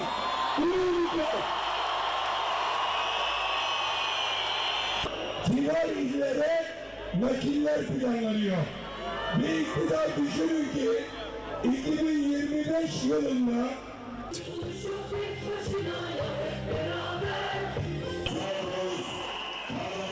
Student-led protests turned nationwide democracy resistance with millions participating in Turkey. The Minister of Justice announced that 1,500 people were detained during the protests. Around 200 people were arrested. The opposition vows to continue protests. You know what's crazy, actually? You know what's crazy? Those numbers are, in comparison to how many people are protesting, the president's tariff plan. in comparison to how many people are protesting, those numbers are actually pretty fucking low in comparison to America. In the United States of America, our government, under the Brandon administration, detained 3,500 protesters. They didn't permanently arrest them, as the Turkish government has seemingly done so to 200 people. But those protests weren't as large in comparison, even though it was across the entire year. Those protests weren't as large as this one here. School, I'm talking about the student activism, like specifically the school protests. Isn't that a total compared to just one day? Yes, but I'm saying the number of participants as opposed to how many people were detained is smaller, I think. But look, the point is that the benefits for the government are the same. They're doing it so that, you stop protesting. They want to penalize you for protesting. They want to punish you for protesting, so you stop protesting. That's the whole goal. That's the sole purpose. That's what is known as the chilling effect. Obviously, also vurup vurulmayan mı kalır bizde? Not a good thing to have guns. I don't think it's a good thing. It's just interesting seeing like people throw up fascist symbols while also resisting against the authoritarian nature of the Erdogan government. Like, it doesn't make a lot of sense when you think about it, but I guess that's how universal the pain is for Turks in general. Anyway, are the people throwing up fascist symbols the small business owners? No, they're young. They're the youth. They're the youth, which is even more dangerous, in my opinion. The fact that they're like the youth is scarier. The other thing I was going to talk about today was somewhat drama related, but Adin Ross has been unbanned. I know a lot of you guys have been demanding my take on this, and I don't really have a take on it, honestly. I don't know what the fuck Twitch was thinking. I hope that he doesn't violate the terms of service in the most egregious ways that he had been if he was on Twitch for the past 2 years. Wait, did they reban him again? No. They rebanned him already? I don't think that's the case. There's a Adin Ross cousin account with 281,000 followers, but I don't think he's banned. Azmongold Türkiye hakkında konuşuyordu ve görüşleri berbat, rezaletti. Ne dedi abi Azmongold Türkiye ile ilgili? This is what Cinna said, apparently. Look, I'm in a unique predicament here because, like, obviously deplatforming, aggressively, people have come after me to try to deplatform me. Having said that, there are understandable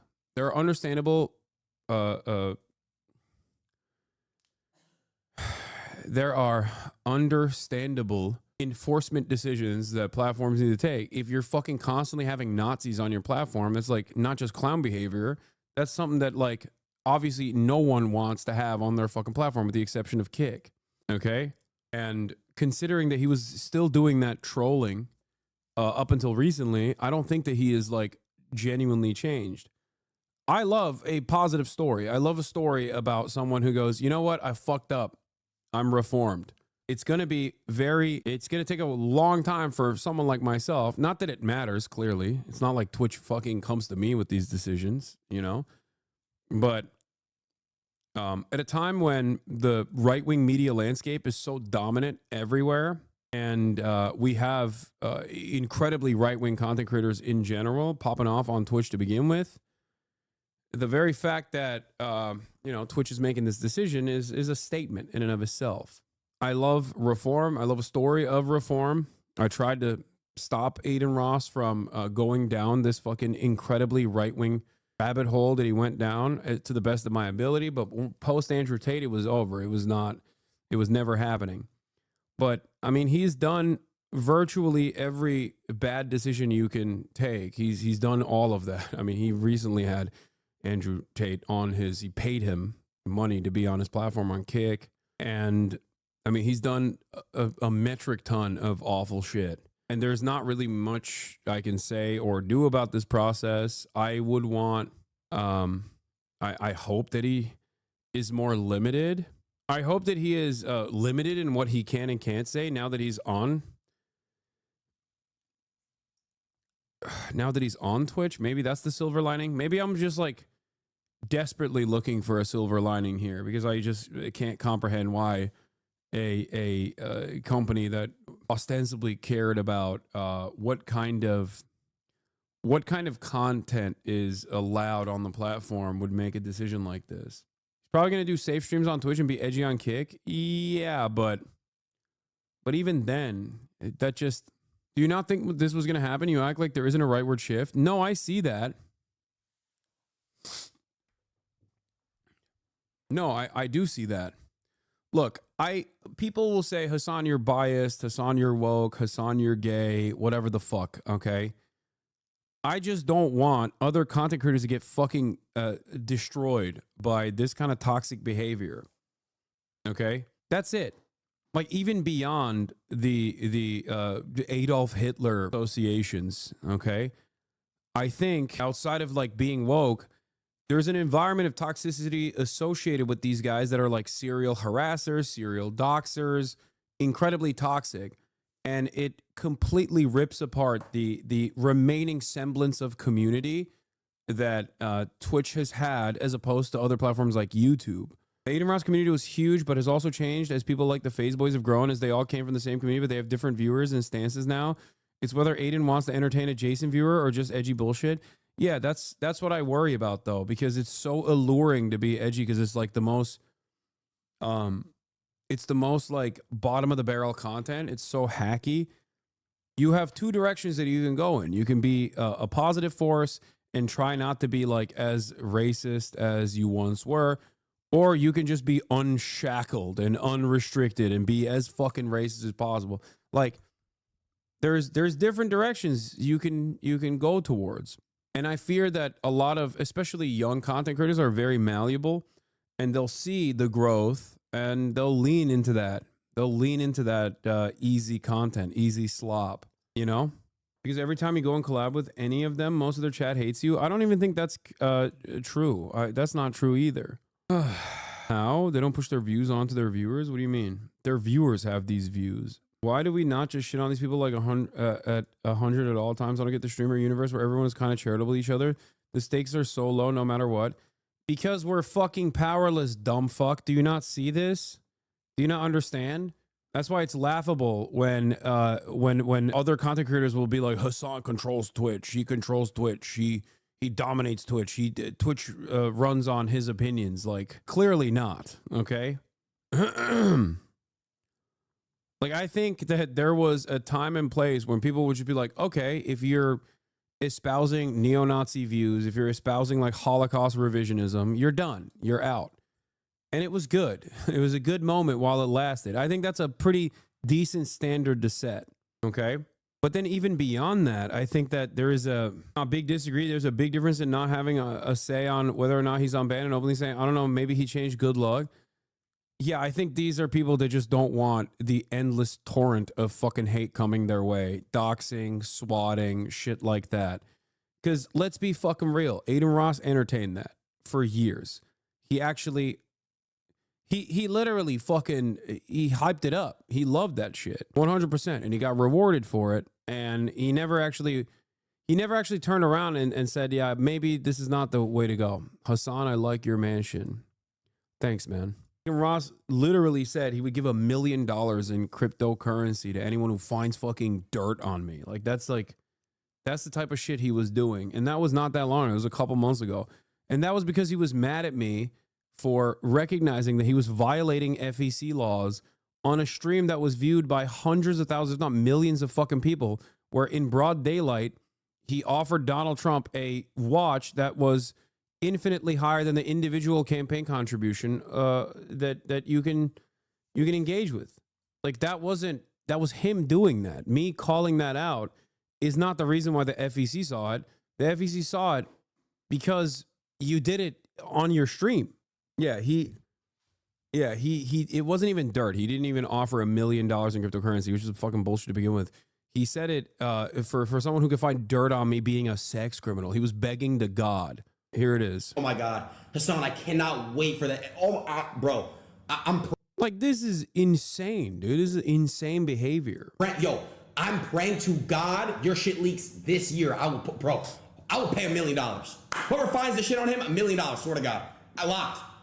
I'm sorry, but I'll be honest with you. For every single fucking content creator that sees this and still fucking cozies up to Adin Ross, like, they're cowardly. Okay, that's it. And this is like, this is everybody. Okay, everybody. Yeah, Hasan, what's your address, Poppy? I'm horny and submissive. Okay, man. Like, we've already started. It seems like, holy shit.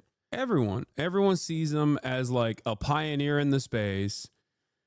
Everyone sees him as a big content creator that they like to be around. They don't think about what, you know, other content creators face in the process of like allowing this kind of torrent of fucking hatred. Why does he hate you when you've been exceptionally charitable and inviting to him? Because hating me is a symbol that you're on the not woke side. That's what it is. Yeah.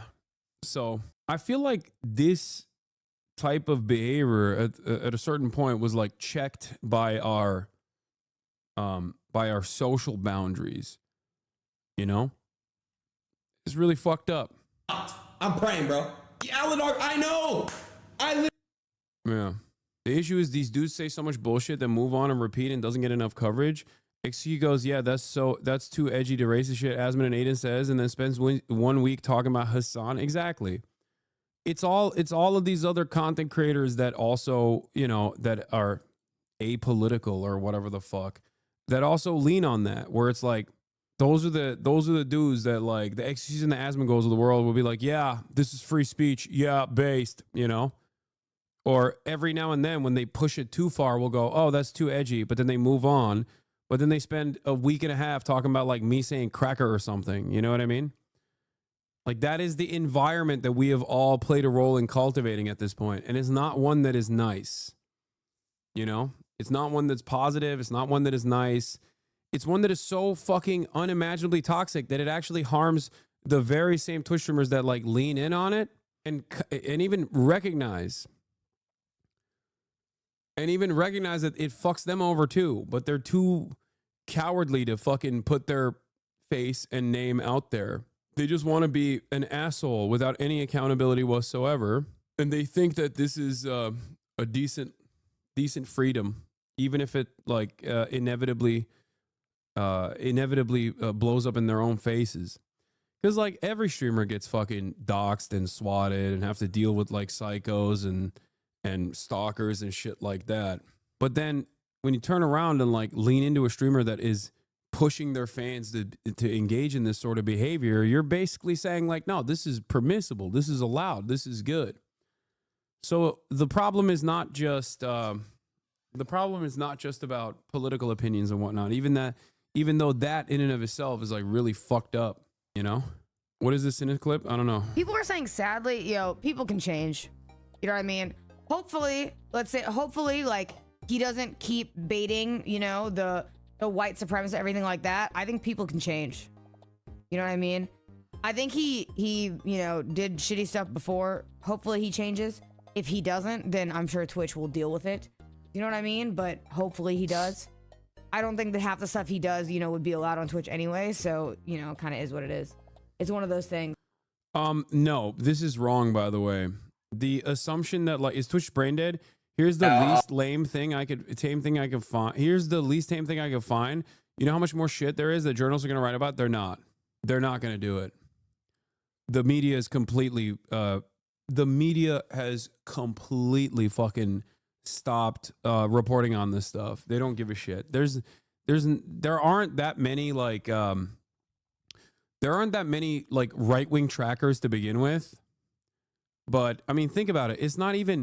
This isn't even about Adin Ross. What I'm talking about is not Adin Ross at all. This is a much larger problem within media right now, is that in the post-Trump second term universe, like how much stink is being brought up about people who are overtly anti-Israel being fucking disappeared off the streets for no crime whatsoever.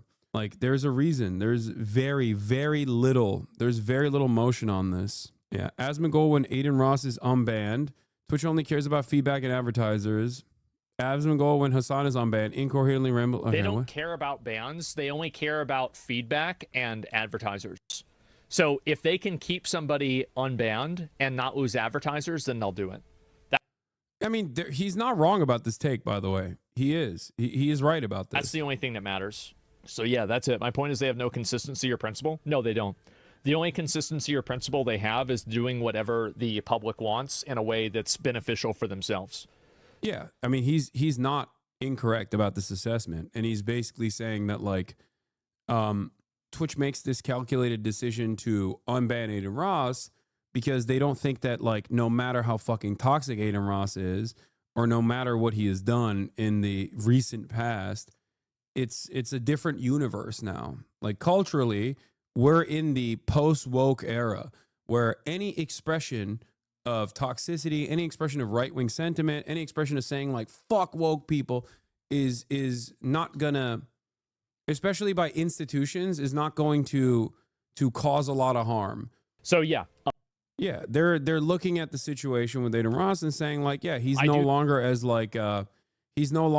a scary of a person to have on the platform because it won't harm our bottom line, is the way they see it.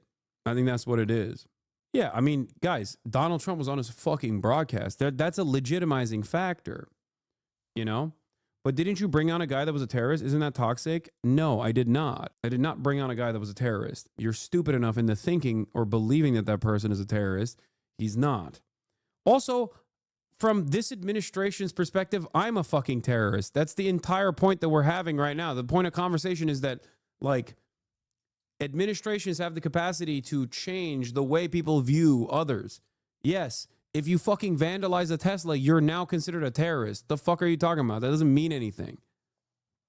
That response was pretty toxic. Yes, you're right. I should have said your faulty assumption that, like, a random Yemeni fucking teenager is actually a terrorist is completely correct. I should go off of off of what you think. Firebomb, though. This is what I mean. Like, dudes were in here previously subscribed for 5 months talking about how, oh my God, Hasan is so trash, I'm out. I mean, the guy is incredibly boring, has no riz, but I'm sure people want to make politics boring again. Like, people are just legitimate. He is a terrorist, though? Who? Have you already discussed the bank shooting? You're going to have a hefty child support bill with the chat's mom. I'm so happy he at least got, like, coverage on the issue. Hopefully people start noticing more. Do not entertain that, please. What are you eating for dinner? Dude goes from, like, parasocial fucking fan. Dude goes from parasocial fan rating my ad break segues into being like, Islam is the greatest fucking threat to America. You know, noticing that the turning point for this chatter. What is this? Jerusalem was separated, so a percentage of Jews and Palestinians were allowed to live there. I don't want a bad blood, dude. I've just been waiting to ask about the similarities of the Middle East conflict and the civil rights conflict that Black Americans have been dealing with for years. Unfollowed. It's their land, though. They were forced out originally. Yeah, this is an October 7 leaver who just came back. And even after a year, I'm a libertarian, but get considered a right wing, but both parties are crazy and corrupt as fuck. I wish we could fill Congress with millennials and we'd make way better decisions, lol. They're so sad. Libertarian, but pro-Israel is a weird dynamic.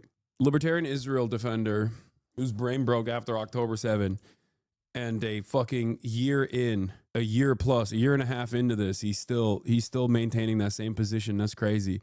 And has also decided, I was a fan, but I'm not a sheep. Dog. If you're pro-Israel, 17 months into Israel's genocide, you are less than a sheep. Even a sheep would have recognized that they're being pushed to the slaughter by this point, you know? You're beyond a sheep, big dog. You're like a sea cucumber, you know? That's awesome. 17 months in, this motherfucker's still like, you know, Israel's doing the right thing. It is interesting to street streamers come out to bat for him hard when their audiences fucking hate Adan. Like, Rage has been at the forefront of him getting unbanned, but YRG itself fucking hates Adan. Maybe it's misplaced loyalty or just a desire for more clout. No, it's not a desire for clout. I mean, I think a lot of streamers just genuinely like Adin Ross. Like, streamers are, sometimes streamers are different behind closed doors. I'm sure he's like very nice. I mean, he was very kind when I hung out with him, but that was before he became this like right-wing demon. But I'm sure that that attitude hasn't changed. But yeah, of course the fan bases don't like him because they see only his output. It's not right, but it's deserved. Yeah. It's not right, but it's deserved. Palestinians deserve a genocide. I'm a libertarian, by the way. No, dog. You need to reevaluate your worldview in its entirety, okay? You fucking freak. The things he said and done aren't deal breakers for his friends. I mean, I think there's also an element of fear there too. There's an element of fear because, like, what you think most fucking streamers don't know what Adin Ross is up to, or what his community did for years and years? They fucking know. Adin himself is aware of this. Adin himself is literally aware of this, where he was like, that's why I'm deleting my Twitter comms. I'm deleting my Twitter comms because my Twitter comms are just like fucking constantly doxing people. And I know that it's like fucking me over because other streamers are afraid of my community. That's it. They're so fucking insanely insane. Like, it's not just trolling. It's just like straight up Nazi shit. I think some streamers don't consider it to be a deal breaker. Other streamers are genuinely afraid of the backlash. Because, I mean, look at this. Like, think about it. I say this stuff. Instantly, instantly there's chatters in here being like, nice house, by the way. You know? Your house looks really nice. Why do you think they're saying that? Where do you think that comes from? What do you think that implies? Immediately, they just have one button, which is I'm doxing you and I'm swatting you. That's the one button. The one button these motherfuckers have. You know? Understandably, other streamers don't want that smoke at all. This is not just about his fans, though. That was the cope everyone had. He got banned for bad chat when the reality is he's openly called for violence against multiple marginalized communities. Why do we have to whitewash the shit? No, I'm not. I'm not doing that at all. What is this? Adin ban also opens up conversations like this. Oh, I'm sure they'll say, why isn't Destiny unbanned? Yeah, exactly. Asmongold is curious to see what will happen with Destiny after the Adin Ross unban. Responds to chatter who brings up Destiny's pending court case. No universe where Adin Ross didn't do something worse than Destiny. In America, innocent until proven guilty. Yeah, of course. Fuck it, dude. Just unban everybody, you know? YOLO. Right now, I'm really curious to see if they're going to unban Destiny. I am. I'm telling you, all these motherfuckers hate me more than anything else. They certainly hate me more than they hate each other. One must ask the question, why? Is it because I am the evil villain that they have presented in their communities? Or maybe is it because I actually do fucking call people out and have a relatively large community because I do care about these fucking things? There's no one more dangerous than someone who actually cares about the values that they espouse. Yeah, innocent until proven guilty is so funny because, like, Destiny admitted that he fucking distributed this person's sexual material without her consent. So I don't know what you mean innocent until proven guilty in that regard, but he did do that. I don't know if you're like speculating on whether Adin has done that or worse shit than that, but because if they unbanned their, you're so obsessed with what people think about you that you will talk about people hating you for minutes on end just to fill time. God damn, is the worst part of your stream. We're currently talking about a bunch of like a pretty prominent figure being unbanned. There is no universe where Adin Ross didn't do something worse than Destiny. Literally no observable universe in which Destiny was worse than. I think it's very similar in terms of the toxicity, in terms of the overall harm to like random content creators in general. Yes, their operational methods are pretty fucking similar. It's not incorrect. Yeah, doxing, swatting, you know, going after content creators, going after fucking people that are in the trust and safety side of things. Like Destiny, I would go so far as to say is like gone above and beyond, even beyond what Adin Ross has done. Adin Ross, as far as I know, has not tried to like fucking dox people that work at Twitch directly. Having said that, on the politics front, yes, of course, Adin Ross has significantly worse statements than even Destiny. Adin Ross. We'll see what happens. Yep, we'll see what happens. Not with a pending court case. I think that Twitch might not unban him for that reason. They're concerned that basically, and this is the issue, No, dude, I don't think that's the reason. I think it's beyond that. I think the big difference here is that like the Your Rage and XQCs and the Kaizen ass of the world were not actively petitioning to unban Destiny in the way that they were with Adin Ross.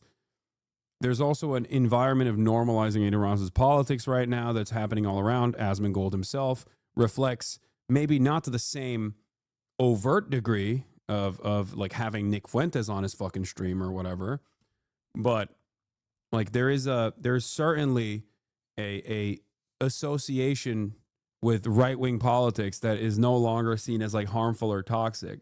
That's, I think, where this is coming from. I mean, the dude interviewed the president, you know? What is this guy still talking about? What? If your grandmother, what are you? Yeah. It does not matter. Okay, dude, you must be joking. DGG is 100 times worse human being than Adin. No, Adan's community and Destiny's community do the exact same shit. That's why they're so fucking harmful. Adin, on the other hand, in terms of politics, is also incredibly right-wing. Destiny is like pro-genocide and very fucking right-wing on a lot of issues, but they both of these communities do very similar things. In terms of individual politics, however, like, I can't believe I'm saying this, but one is overtly collaborating with neo-Nazis. The other one at least like seemingly debates them, you know, even though behind the scenes it seems that he's doing a lot more than just debate them. He's getting real cozy with them. But at least in terms of their output, one is like far more open about aligning with like Holocaust revisionism and neo-Nazis in general. I mean, both are still incredibly toxic and engage in the same exact actions in terms of doxing, swatting, brigading, and making this space a significantly, take in his dick out of your mouth, you bum. You're just sad that your daddy's back. This is what I mean. Dude's not even live yet, and his fucking delusional fanboys are already in here. Like, you know what I mean? It's fine. It is what it is. I mean, they never really went away. They just like kind of fizzled into other communities overall. And I get this from Asmongold's fan base as well. So it's all good. And Asmongold's pretty fucking large.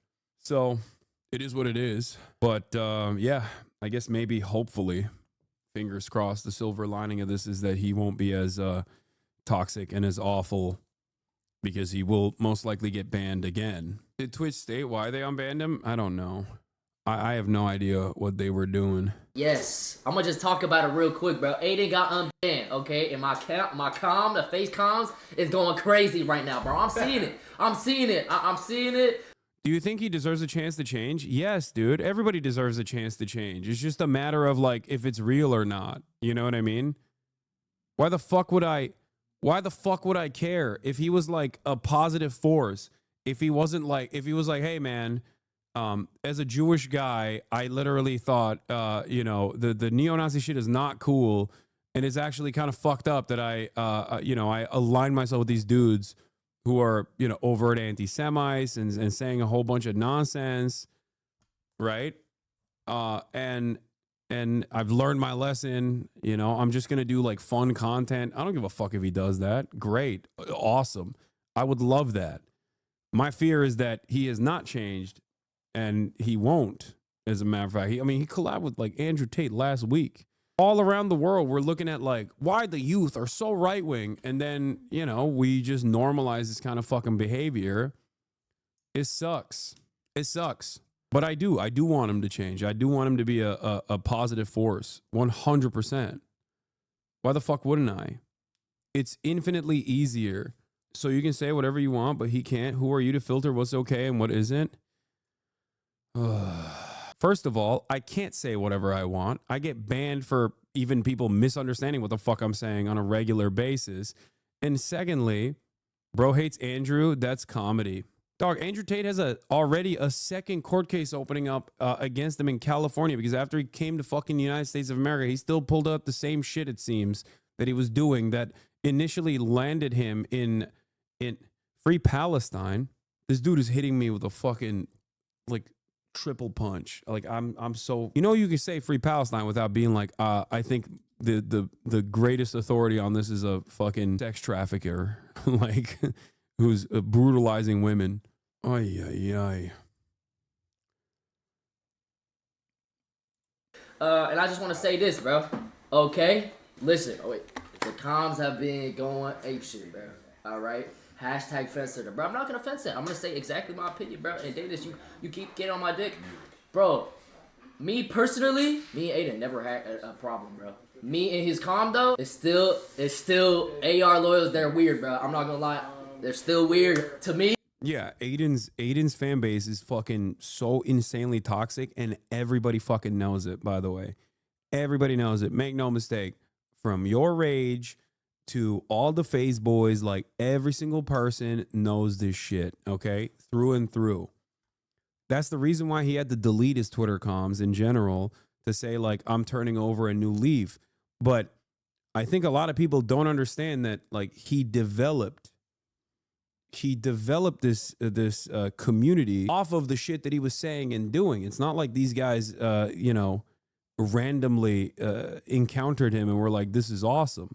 Like they just straight up will post Groiper slop everywhere, like everywhere, instantly.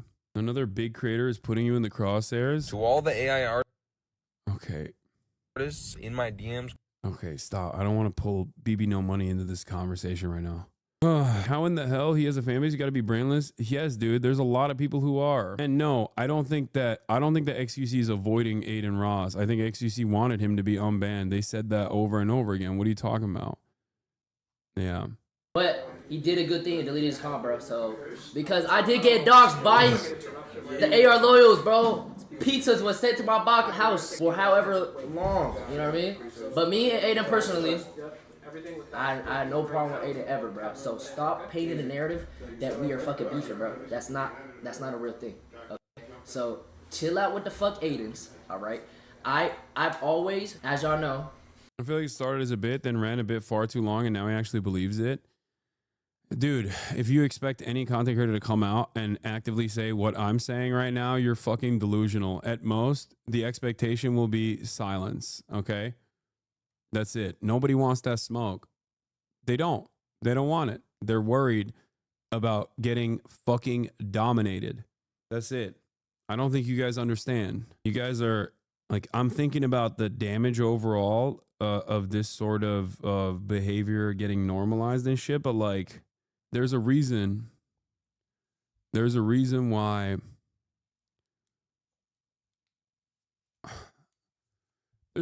people don't talk about Destiny either, because people understandably don't want random fucking psychos to ruin their lives online. That's it.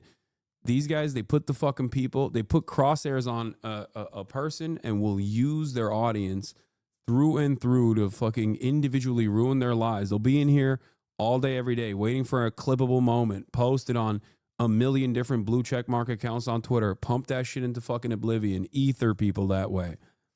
It's just like a relatively sophisticated propaganda operation. That's it.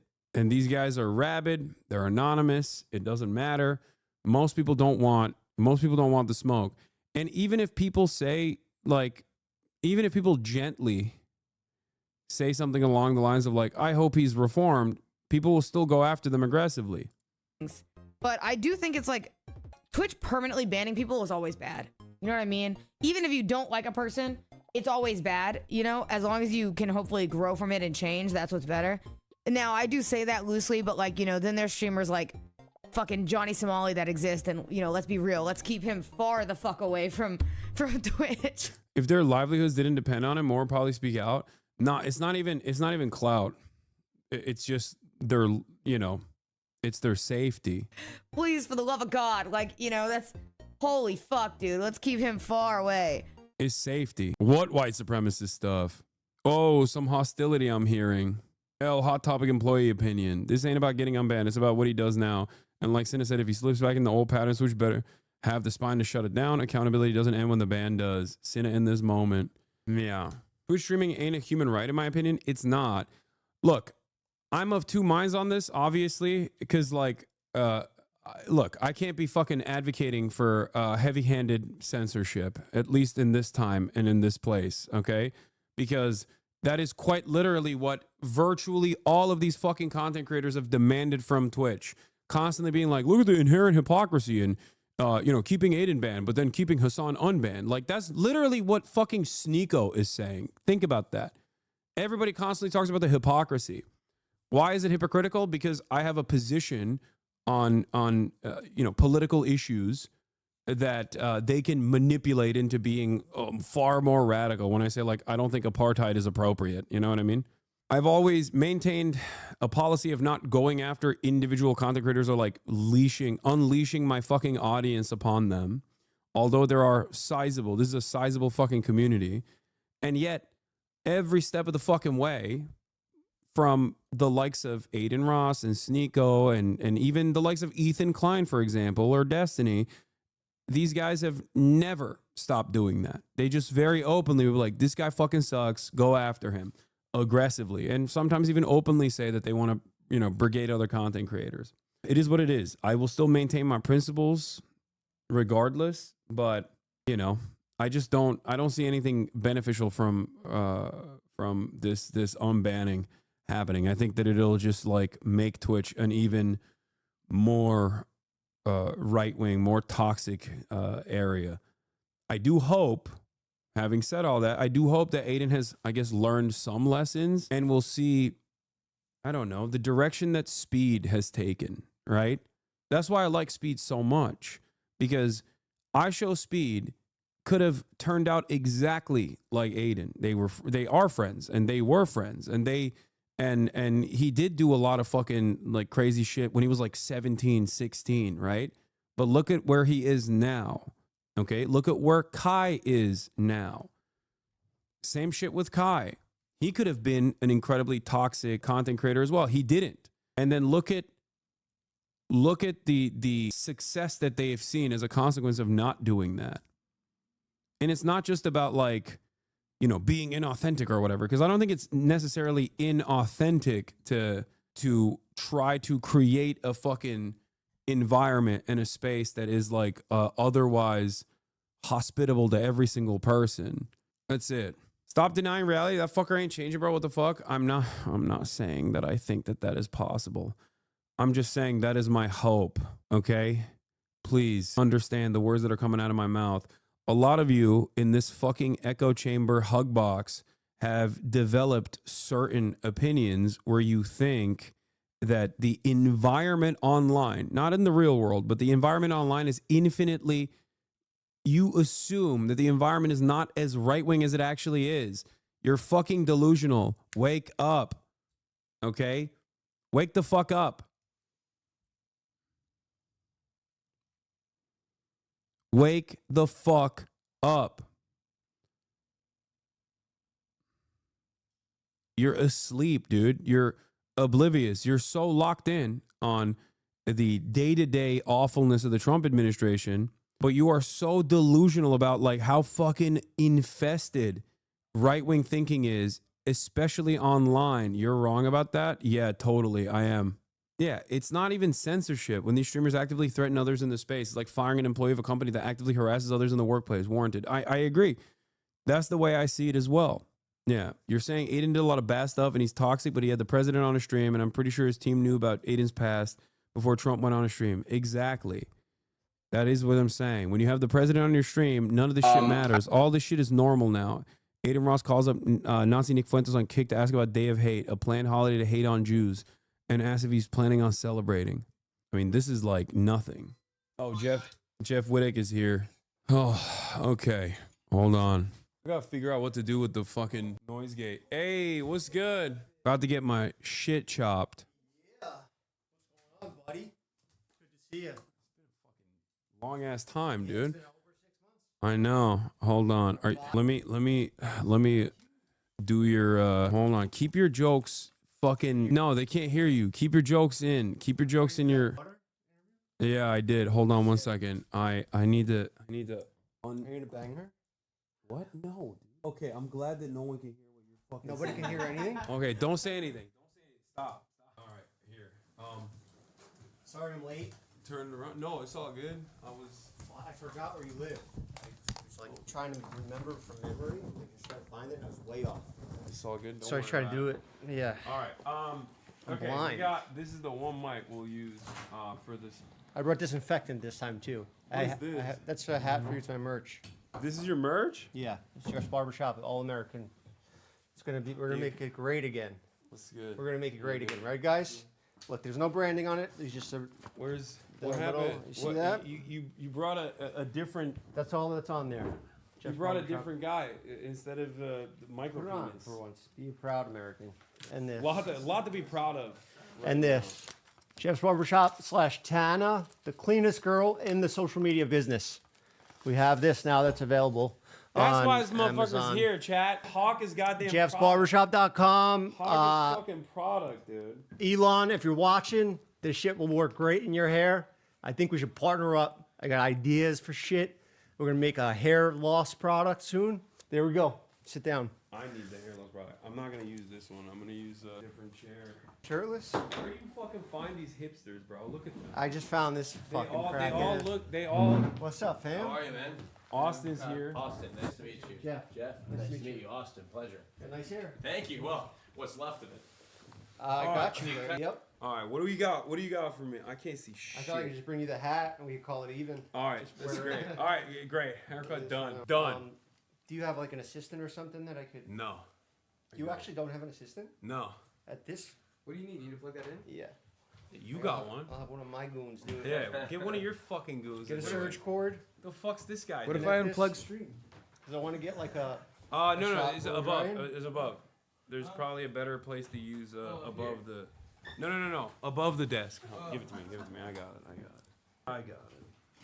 Fucking. How many people This we got? guy, bro. He's still running the camera and everything. Yo, who'd you guys vote for? Drop it in the chat. No, that's muted. What? That one's muted. Bro, this sucks coming here to do content. Okay, what do you want? I'll just cut the hair. I'll just cut the hair. Fuck it. You ruined every joke. You're here to be hot. That's it. I got Zins for children. There's for kids. We're taking a different. Elon, if you're watching, I'm doing Zins for kids. So it's like candy, but it has nicotine in it, so it gets them hooked young. I like that. Try one out tonight. Okay. It's got little what is fetty. that? Whose brand is that? Shake Paul's. I'm not. Oh actually my sure. fucking god, bro. I think it's real. Jake Paul's doing Zins for kids? Bro, I don't know. I wasn't trying to roast What him. the fuck's wrong with this guy? Pauls are my only lifeline. What the fuck is wrong with him, bro? How is this legal? Thanks for sending it to me in the mail, Jake. Love you, bro. Oh my god. It looks exactly like Zin, too. You just put a W on it. But just candy. It has no nicotine. Just for it's kids. Like, it's like a mint Smartie in there. It's So it's like the new bubblegum cigarettes. Yeah, exactly. It's a new bubblegum, like candy cigarettes. Bro, this is... Get them this kids is hooked young. wrong, dude. This is wrong. This is wrong as fuck. There's something Okay? fishy about it, but I do like Jake better than Logan. Even though, You like Jake more than Logan? No, I'm tight with Logan more. I can't tell the difference. I just love them both, right, No, guys? one looks Cubs in the Dagestani. chat, Paul America. One's trying to look like he's from Dagestan. He thinks it gives him it gives him better grappling technique, I think. All right, what do we got? We got, you know how it is. You know what it is. You know the. You're getting the Jeff. You're Yeah. getting my No. I What do have you like a mean? modernized. It's like barely, just a little longer in the back. It's a nice gentleman's cut. I do all around. Just why don't you do all So around? you want it all like a little bit lower on the side. So yeah. basically, like, And then like just my like haircut, but I leave this a little bit longer in the back, just because I'm like, you know. you fuck it. You know what? Leave it longer in the back. Yeah. Who cares? Let's have a little fun. Let's have a little bit. You don't of gotta fun. be so mad all the time. We don't, when it's fighting fine. with people. Let's do it. All right. I haven't cut hair. Oh, what am I doing? Adin Ross got unbanned from Twitch today. Actually? Wait, Yeah. You after- got banned or you got unbanned? No, he got unbanned on Twitch. So how are you live right now? What do you mean? No, I'm not banned. Aiden is unbanned. Oh, unbanned. Yeah. Is he streaming right now? No. Yeah, you should go cut his hair. I gotta cut it. Yeah, I'm at Yeah, the wrong you spot. gotta go. He'll hawk your product Yeah. much better than me. I'm trying to sell nicotine to kids. Yeah. That's the audience that probably already has the nicotine and a lot more. Plug this in too. It's back there. Oh, that right there. Yeah. Damn, I don't know how that's gonna reach. We can get closer. Yeah. And why don't you just sit in that chair? Because then I can swivel you, like I can move you. Because I don't want to get hair on Oh, it. this is an expensive chair. But this in this, It's gonna be hard to fucking if I have clean to up. do this, then I'm not in the frame. People came to see me. That's not right. All right. Fucking hold on here. You know what? Fuck it. I'll sit on that goddamn chair. You gotta get a little boost. How much does a share cost? I don't know. I got it for free. They keep giving rich people free shit, dude. It's fucked up. Yeah, I don't like You it. don't like the hat I gave you for free? Yeah, that's what I mean. Yeah, you're giving me the hat and everything. Hold on, let me fix some of the stuff up here. Has a power here. What do you mean? It's not enough? Yeah. Is it not enough? I think they cut your power Do like you have Bryce like Hall. a cyber? Just hold it. Get it out. I can't tell if you're fucking with me or if you're actually you need more juice. Juice? No, juice. Don't even joke about that right now, okay? This is not the time for This is that not. type of talk. This is Don't not be the bringing that up time. with me here. I have a clean brand. How you been? What have you been up to? I haven't. I text you sometimes. You don't even text me back. That's I not just- true. I'm I not text you fucking back. clouded And enough, I take dude. a day, but I text you. Oh wait, let me see. Wait, is this your phone? Where's my? I think the last text message I sent you before you were like, "Yo, I want to come on the stream," was like me literally being Well, I like, don't "How text you, yo, I want to come on your stream. It's like a ridiculous thing to say. I said.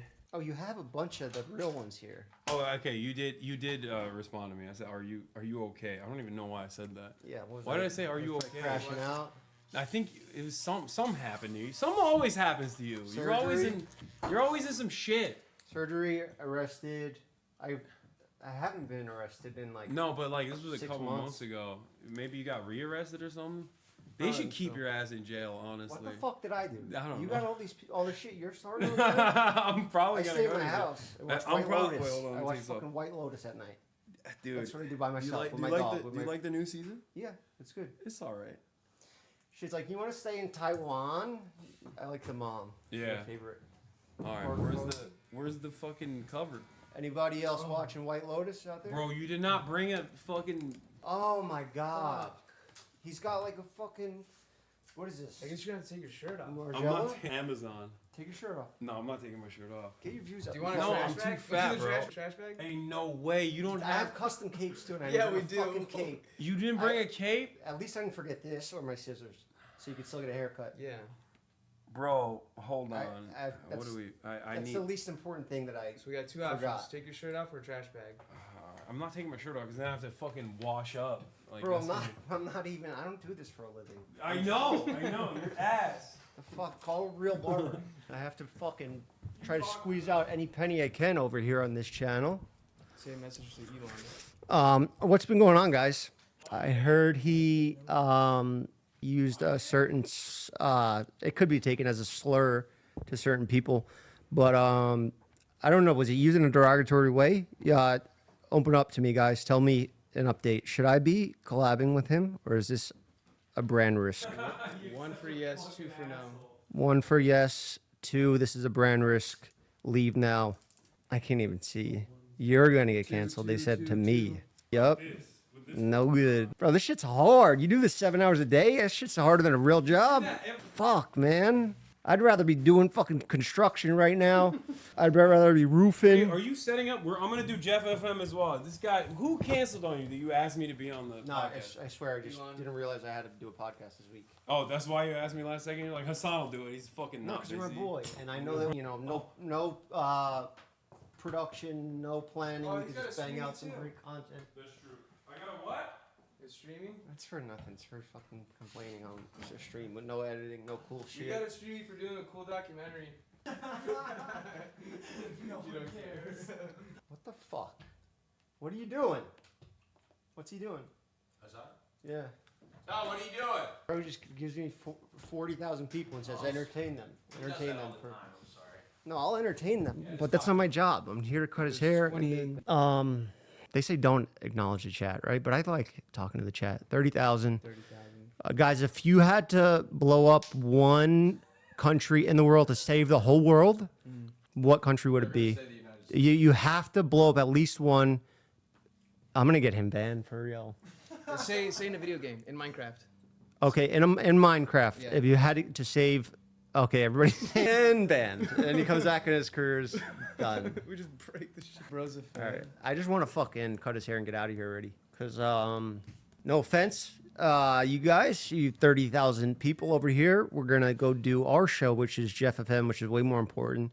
Where we talk about the real stuff, the hard hitting topics, no filter, you know. We have 9/11 survivors come on and confront Hasan to his face, and and that's something that Hasan needs more of. More people standing up to him, because he thinks he's a big shot and his ego's getting out of control. But that happens with success, Think if you guys had 30,000 people watching you every single day for 10 hours a day, you think you're not going to get an ego? You tell me how you're gonna stay humble. I'm the humblest guy on the internet, and I can be way more. I should be way less humble, because let's be real. You want to talk about a fucking entertainer? I'll hop on this shit. I don't care what he talks about. Oh, politics. Oh, where's our tax money going? Our tax dollars are going to migrants, and they're getting deported. What is it? What is he saying? Oh no. What is it about tax dollars? I didn't say shit. Oh no, here we go. You said I want to get through this quick. What's this guy's name? Or girl? Kaya. Kaya? Yeah. What the fuck is up with this trash? they're like, is he red pilled? Yeah, he I'm is. Not anything. I don't know what the pills do. I'll take both of the pills. Yeah, he is brain damaged. That's true. I don't even know what they are for. I just stay out of it, guys. I'm pro crime. Do crime. Do what you got to do to make it. Take care of your family and your loved ones, and that's all that matters. No, that's not the right answer. Right? I'm gonna stop talking. Resounding success for the California penal system, okay? Right there. Fucking LA County Jail's very own. All right, you want to pull this over my arms, please? Jesus. Is it? I don't even know if it's going to fit. Can I have an assist? Can you give me a hand? Damn, you're just too buff. But what did Elon Musk's daughter say? I wish I could just shrink you. No, that was Grimes. Give you Ozempic. Oh, that was Grimes. It just shrinks you down. Like makes you 10% smaller. It kind of cut right here. You're too big for no reason. What do you even using this height for? You don't play basketball? I do play basketball. Do you? Yeah. I saw your cinematic Bullshit. Instagram reel. I blow. White boy. Yeah, I ball up. You play basketball? Yeah, fuck yeah, I play basketball. What do you just stay under there and try to catch rebounds? I feel like, did this trash bag get smaller? Did I get bigger? I don't know what the fuck Name happened. 5 basketball players. Name 5. LeBron James. LeBron James. LeBron James. Actually? LeBron I James. can, just from gambling. Oh, man. Who's your favorite basketball player? LeBron James. That's it. You can't say LeBron. Yes, I can. He's not even that good anymore. Actually, That's crazy. He's 40. Yeah, exactly. He's fucking awesome for 40. And he's just awesome in general. Your body just starts slowing down at that point. Yeah. You can't do it forever. Oh, he's showing the way, dude. How dare you? How dare you? Hasan, did you see Get that closer. Get that shot again. Your Kyle? documentary? Yeah. Yeah. Right. No, I did not see another it. eye surgery? No, I didn't see it. No, I didn't. Went What through happened? A lot. Went through a lot. A lot of pain. Yeah. Whatever, it's fine. Yeah. How you doing? Is it good? No. It's I'm not fucked good. Up, You're still mentally can you fucked up. see? Didn't you raise a lot of money for charities and stuff? Uh-huh. Why don't you do something nice for me? Start me a GoFundMe. I am doing a fucking nice thing. What do you mean? Start me a GoFundMe. Get it going. Say this guy's fucking eyes fucked up. We need it fixed. Bro. Doctors, we need the best. You need a fucking charity so you can remember how to cut hair and bring a cape. Look at this. Brain damage, dude. Brain damage, vision damage. You fucking, you know what you are? You're an ableist. That's what you are. I am able. I am. You're an ableist fucking prick. Yeah, I'm Say anti. to my fucked up handicapped face. No, I'm kidding. That's gonna get clipped out. And then what the fuck, you fucking ableist? Handicaps. That's what he is. This guy's got fucking. You're using it with the glasses on and everything. I'm Sunglasses so cooked. on. He's got sunglasses on. I'm so cooked. Lights bright as fuck. Gonna cook my ass. The amount of blind loyalty I place upon you is crazy. That's true. Like literally and figuratively. I appreciate that you still value my haircuts because not a lot of people do nowadays. And I've been a very skilled barber at times in my life. Yeah. But I've kind of fallen off. You know, if you don't do it every day, That's true. You're just not going to be the best in the world. You stream every day. If I stopped streaming every day, I wouldn't be the best in the world. My hands are officially so cold. Like this is cutting off circulation. Cold? Oh, because Yeah. your blood flow. Okay. My blood flow. Have a nicotine. You want to win? I'm good. Thank you. How's everything else going? Do you still hang out with Mike? I feel like he's always. Yeah, but He's fucking globetrotting. Yeah, and I can't be doing all that. Yeah, we are too. We're on tour right now. Yeah. If you guys want to see some of the silly action live. What do you do on tour? We will be in. Where are we going this weekend? We're going to San Diego, San Jose. We're all over California this weekend. So wait, what do you do when you go on tour? Fucking same thing we're doing here. You just cut you cut fans' hairs? Make out with them. Yeah, nice. That's exciting. I tell stories, but the real shit, I talk about my criminal past, the mistakes I've made. Yeah. But stuff that would get me in trouble if I really said it on the internet. So I gotta say it. I'm pretty sure you've said all of it on the internet. That is true, but you've said most of it on my podcast. I have jokes and stuff like sit-up punchline, like stand-up comedian shit, but I'm not Oh, saying I'm so a you stand-up get- comedian because so you get- I don't want to compete. I'm not trying to be the best stand-up at anything. I'm just trying to go and see my. So you're saying you get supporters. real racist on there? That's right. He just lets the slurs fly when he's in front of a live audience. I don't see race. You get one? Yeah, exactly what. Yeah, that's what I'm saying. Do you Do you want a beard trim? No. You want to clean up? Okay, so you already fucking trimmed it to there was, begin with. there was a patch that was all gray that looked dead, like you're dying, rotting away. You're killing me. Yeah, there's just this patch right here that nobody sees because you only show the front of your face. No, people see it on the side. Bro, I do IRL streams. It's a 360. Gaia. I know, it's Get the out of hardest. there. She a drug dog? She's like sniffing the backpack. Yeah, she is. She's a drug sniffing dog. Alright, what kind of drugs you got in there? Bro, he's shaving it alright. Well, Elon Musk can't grow a beard. Is that true? Probably. You think he has low T? No testosterone? He's richer than all of us in this room, and he can't grow a beard. Yeah, we got that on him. He's fixed his hairline up though. He got the rich guy special. Yeah. Luckily, we still have our hairlines perfectly intact. Don't worry about the beard. I'll most likely do it myself afterwards. Want you out of here? No, it's not that. Oh my god. Nice, guys. More distractions. Firecrackers. Like the M80. I'm just joking. Oh yeah, that's looking great. Look at that. Bro made it pencil Look at sharp that. for no Hell yeah, reason. DJ Khaled. Another one. Oh my god. You know I went to Japan and I got this like beautification thing for Ikemen or whatever, like handsome man. And they fucked my shit up. I want to see if I want to show it to you. They like cut my hair. They made me they cut my hair in the most British way possible. I look like a fucking gooner. What do you mean by that? Like an Arsenal fan. Like the OG gooner. And then they shaved, like they trimmed my eyebrows, they shaped up my beard. It was crazy. Put makeup, like they caked my they face. just like went in. You asked. They fucked my shit up. Yeah, good brows. That's good how strong I feel. brows. Thank you. Please don't fuck them up. No, I would never. The goal is to make people happy. That's the. Yeah, I believe it. I want to make people happy with my skills in life, and I'm blessed with these hands, to make people. These feel are better about these are themselves. the clippers that touched ASAP Rocky's head, right? Everybody, Justin Bieber. You Justin go down the Bieber. list. Yeah. I mean. Look how far you've fallen. Went from fucking Justin Bieber to guy who couldn't even win anti-Semite of the year. Yeah. I got second place. Oh shit! Are you? No. No, I I'm not can't, an bro. I anti-Semite. can't What are fuck with you. If What are you you are fucking crazy? If you are, I can't fuck with you. Then I'll lose all my jobs in Hollywood, and it's not good to do as a person to hate any race. I like that was your first directive though. You're like, oh, I'll fucking lose my Hollywood jobs. Yeah, big time sponsors. That's all I care about. Yeah. No, I am not. Hasan. What's up? Who'd you save from a burning fire, Pokemon or Mike Malak? Ooh, From Pokemon, a burning for sure, fire, for Pokemon. sure. Yeah, for sure. Mike's he's living on borrowed time already. Have you seen that man's legs, dude? He's cooked. If I was in that situation, I would give my life to save Pokemon. Yeah. Wow. Why? Brave. Just because I'm a hero type of guy. Yeah. And that's just who Jeff is, dude. A hero. I would sacrifice myself for her. Yeah. To be safe. Well, you got any other good questions like that, man? Don't be going? Do you chat GTP in those? No. That's sick. Do you ever chat GTP or interview questions for no. people? I don't use ChatGPT. I hate that shit. Yeah, I hate it. You think it's gonna Bro, cause get his problems? stance, please. Look at this fucking ballerina, dude. Oh my god. Oh my god, dude. What are you doing? I can't bend over.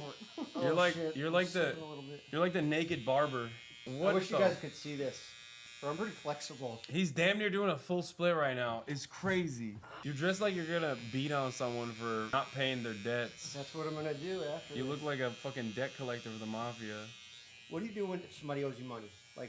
Like 5 to 7 grand area where it's not enough to be violent and like Uh-huh. do some shit over, and it's not enough to take it to court. We just let it go and let people rob you for 7,000. No, you find What if out this their guy you never find out their answered deep your calls? their deepest darkest secrets. Or 7,000. 7 grand? You wouldn't even know 7 grand is missing.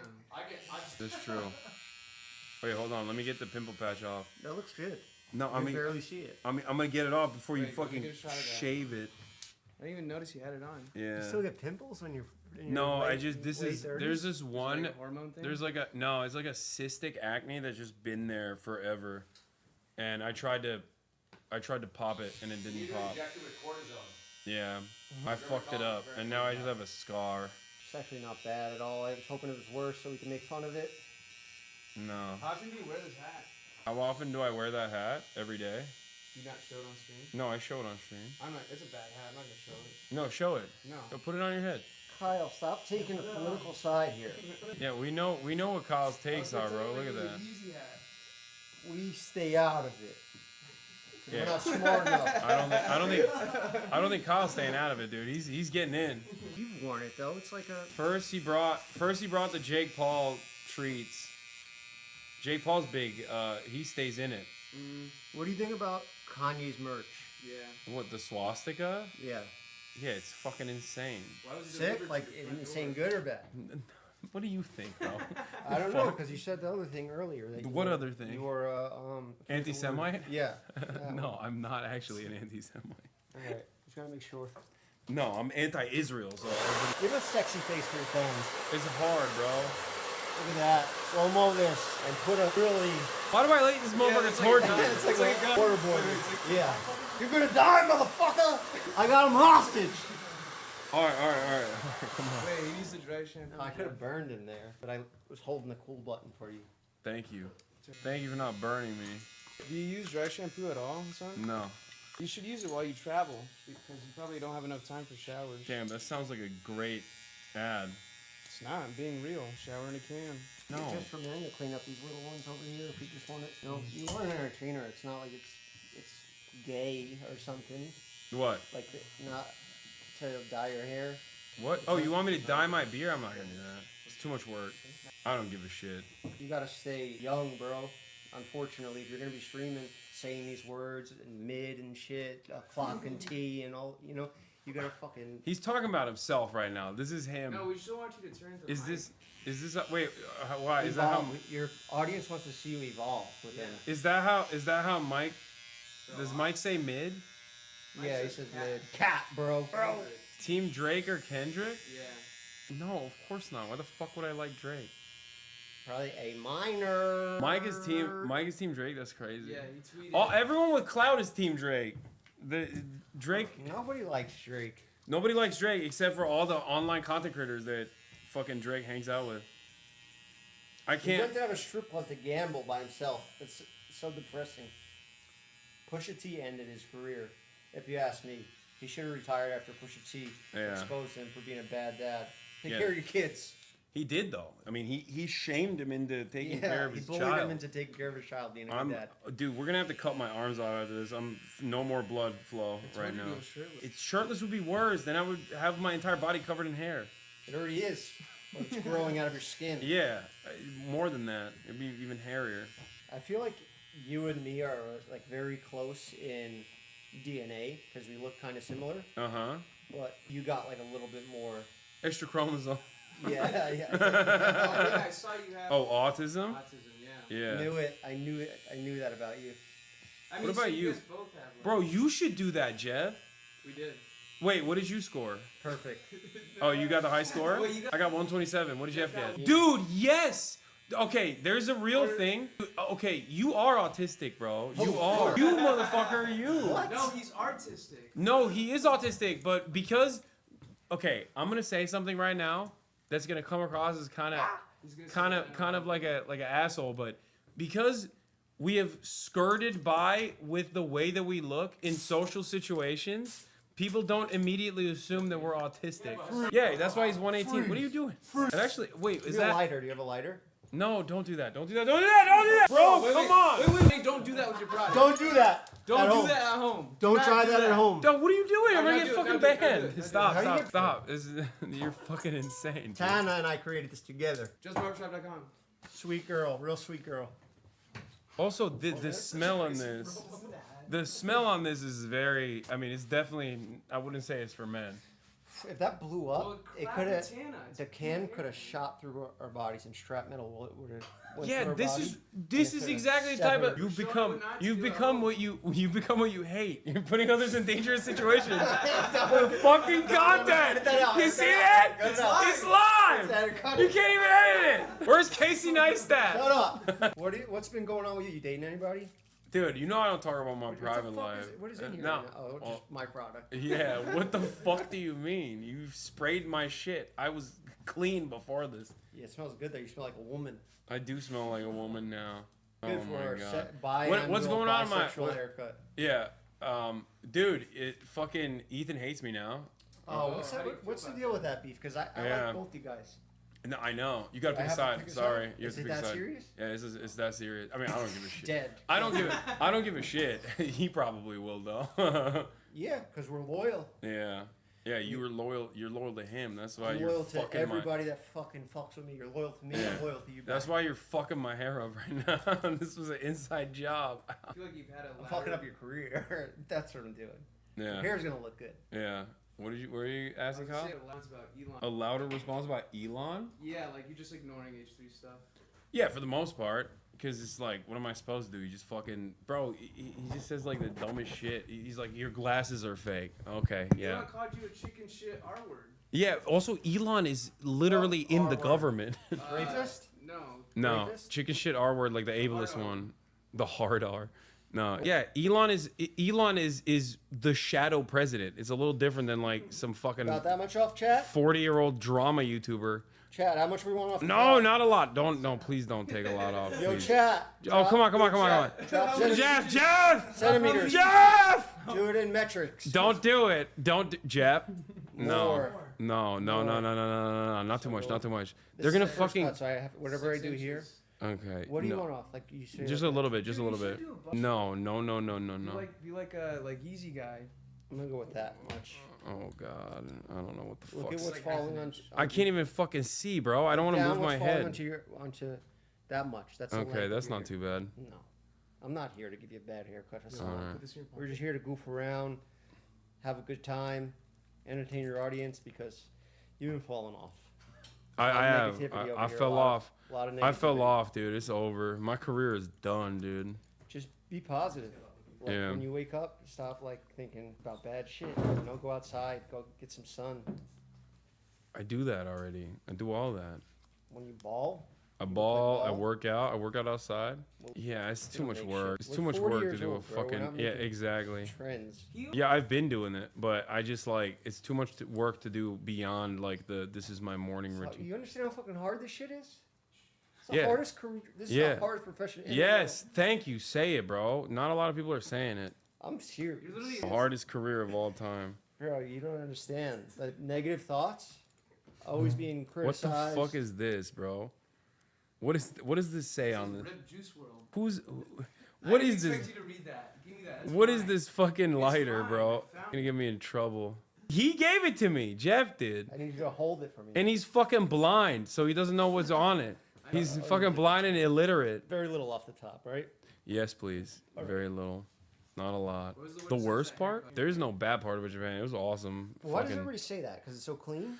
It's clean. It's safe. polite? There's public transit. People are polite. Food is good. It's all great, Go bro. fucking with people over there. No. Yeah, do Go that. to the forest. Yeah, We should do a haircut at the forest. Guys?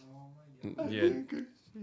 Yeah, don't do that. I don't think you should do that. Also, hella people do that now. Let's do it IRL. Logan was a fucking IRL. yeah. Logan was a visionary in the way that he went to Japan and fucked shit up. Now every content creator does it. Like Yo, every chat, IRL Suicide Forest, now that it's already been done, so Yeah. it's cool for us to do it. yeah, every kick streamer. You couldn't walk a mile in my fucking shoes. All right, get out of here.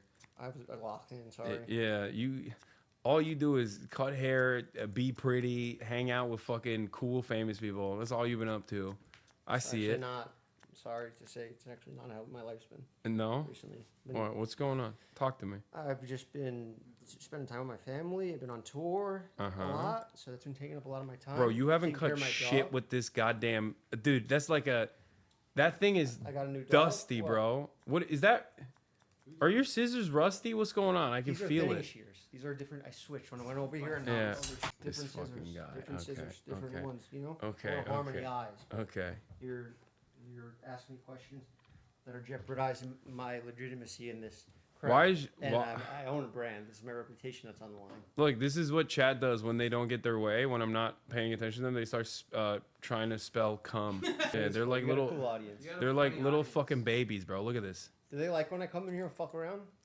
Or No, not? they hate it. Oh, shout out Whittick. It's kind of like, yeah, shout out. Yeah, Whittick she was really. I saw she was in my Twitter comments. Like she was really excited. Yeah, she gave me questions for you She did? on the podcast. Yeah, I had her do my work for me. Oh, nice. She's awesome. But they're probably like real, actual questions, so Uh-huh. I'll probably just skip through those and go to. Your mom's not calling in this time, right? Maybe you never know on Jeff. Oh no. But nah, you already got. Since then, Fox News wrote another article saying I want 9/11/2 to happen, which is ironically what you said that I wanted as well to your mom. Yeah. Over and over Well, again. we didn't get picked up and put on the news. That's what I was going for. Oh yeah, you were trying to wanted get me in some front viral of. traction. You're trying to get on Fox. My mom crushed you. Brave blind barber. Bro, that's Ambush. one of my most viewed podcasts. Episodes. Brave blind. 9/11 survivor confronts Hasan Piker. Wait, really? Yes. How many views does it have? It's got like a million almost, or 800K. God on damn. a podcast, that's a lot. Yeah, it's pretty good. No Hasan numbers. I see Hasan clips. I watched that whole interview this morning. Oh. that you did with. So What, where Elon? are you at with this Elon beef? Are you guys gonna do like a fight? He's never gonna do that. You're gonna. Is it to that point? No, not like You're gonna fight him? Well, like, physically. did he respond to your No. response? He backed out of the Zuck Yeah. beef. Yeah, he Zuck- wouldn't even- Zuck's training. He's down to fight. Zuck would fuck him up. Yeah, because he's got technique. He's got age on him. He's got. Significantly more physically fit. Do I? No, I don't want to test. Yeah. Oh, he probably could just crash it. Yeah. He could just Yeah. make somebody. And go in nobody and would fucking- know because and then those you shits drive crash into a all the wall. time. Oh, that's crazy, bro. You gotta be careful who you're beefing with. But it's cool that you go out there with that courage for your people. You fight for honor. I try. All I fucking get in return is just a torrent of fucking hate. Yeah. You know? I get it. Yeah. You say The some 9 to out-of-pocket 5. shit. Yeah, I didn't fucking say it's harder to be a Twitch streamer than a 9 to 5er. What the fuck? I said that. It was misinterpreted because it was clipped out of context. It is what it is, though. I don't give a fuck. Yeah. It is what it is. Yeah. Keemstar versus me. Who's more pro-labor? Guy who fucking works with labor union organizers and fucking fundraises for labor unions, or Keemstar? Yeah, of course. Not Russ. I mean, I probably could cook him in most games. Elon, I'm not even a good gamer or anything, but he's just ass. How do you have time to do all this shit? Play video games and stream and I just spend do it time on- with your family and walk these dogs. I do. Date women. I do play it. basketball? I do it all on stream. That good? You I like give it? my whole life to the stream. That's what it is. Is that good? It looks. Yeah. I can't. Yeah, rip through it. I mean, this defeats the purpose of having. You messed up my spin. I was giving them go sit back down. Sit back down. Where's your Just vacuum for the at? spin, so I could Ooh, get a watch clean out. shot. Bro, hold on with this fucking spin. I'm Oh, here, covered here. in this shit. Here, hit me with that. Oh shit, the table. Hit me with that. I just blast you in the skull. That'd be a good one. Three Stooges show. Boy. I don't even know what I look like. I haven't seen it yet because I don't have my glasses. Where are your glasses? So I have no idea. Here, you want these? What? You want mine? Can you? Is it? Wait. Damn, it's pretty good. Actually? Yeah. Oh my god. Damn. Yo, where are your glasses at? What? Where are your glasses at? Ah, you're blind as fuck, man. These hurt. These hurt to look out of. Huh? Make him take his shirt off? No, I'm not doing that. What if Ethan doesn't fuck with you after this? Ethan? Yeah. I don't think about things like that. I just go where I am told to go. Yeah. Look, Hasan wants a haircut. Ethan wants a haircut. I'm gonna show up for my people that had my back, and I'm gonna cut their hair with the best of my abilities. You know, one eye or not, 2 eyes, 3 eyes. Here. What? I didn't know you were so. You're actually that handicapped one. They should take away your license. How bad your vision is. I need it. I need to wear it. We know an eye doctor. Hold on. Yeah, let me just. All right, chat. What? Are you mad? No, why would I be mad? Why would I be mad? I'm an adult. I know what happens when I tell Jeff, yeah, sure, come cut my hair. You know what you're gonna get. You know what you signed up for. Yeah. Here, I'll just move the chair out of there for a second. Hold on. Just move it out of the way, and then I'll get the chair with the. Okay. With the. And I can just start cleaning up my shit. Yeah. Oh yeah. What are you looking for? Let's unplug shit. Unplug everything. I gotta take a shower before I come to your shit now because I'm fucking. We need some time to set up too. What are you gonna? Are you gonna ambush me again? Nah. What fucking ambush journalism are you gonna do this time, bro? Do it in. You'll see it next week. I'm Or you see it actually excited. tomorrow. It'll be out tomorrow. Yeah. Oh damn! That's how you know your ass was desperate, dude. What the fuck? Yeah. Oh no. Keep it clutch. Yeah, you're one of my last friends here in LA. That's not true. You got Tana. What happened with her? Where's she at? Tana, people that don't put on camera. God damn.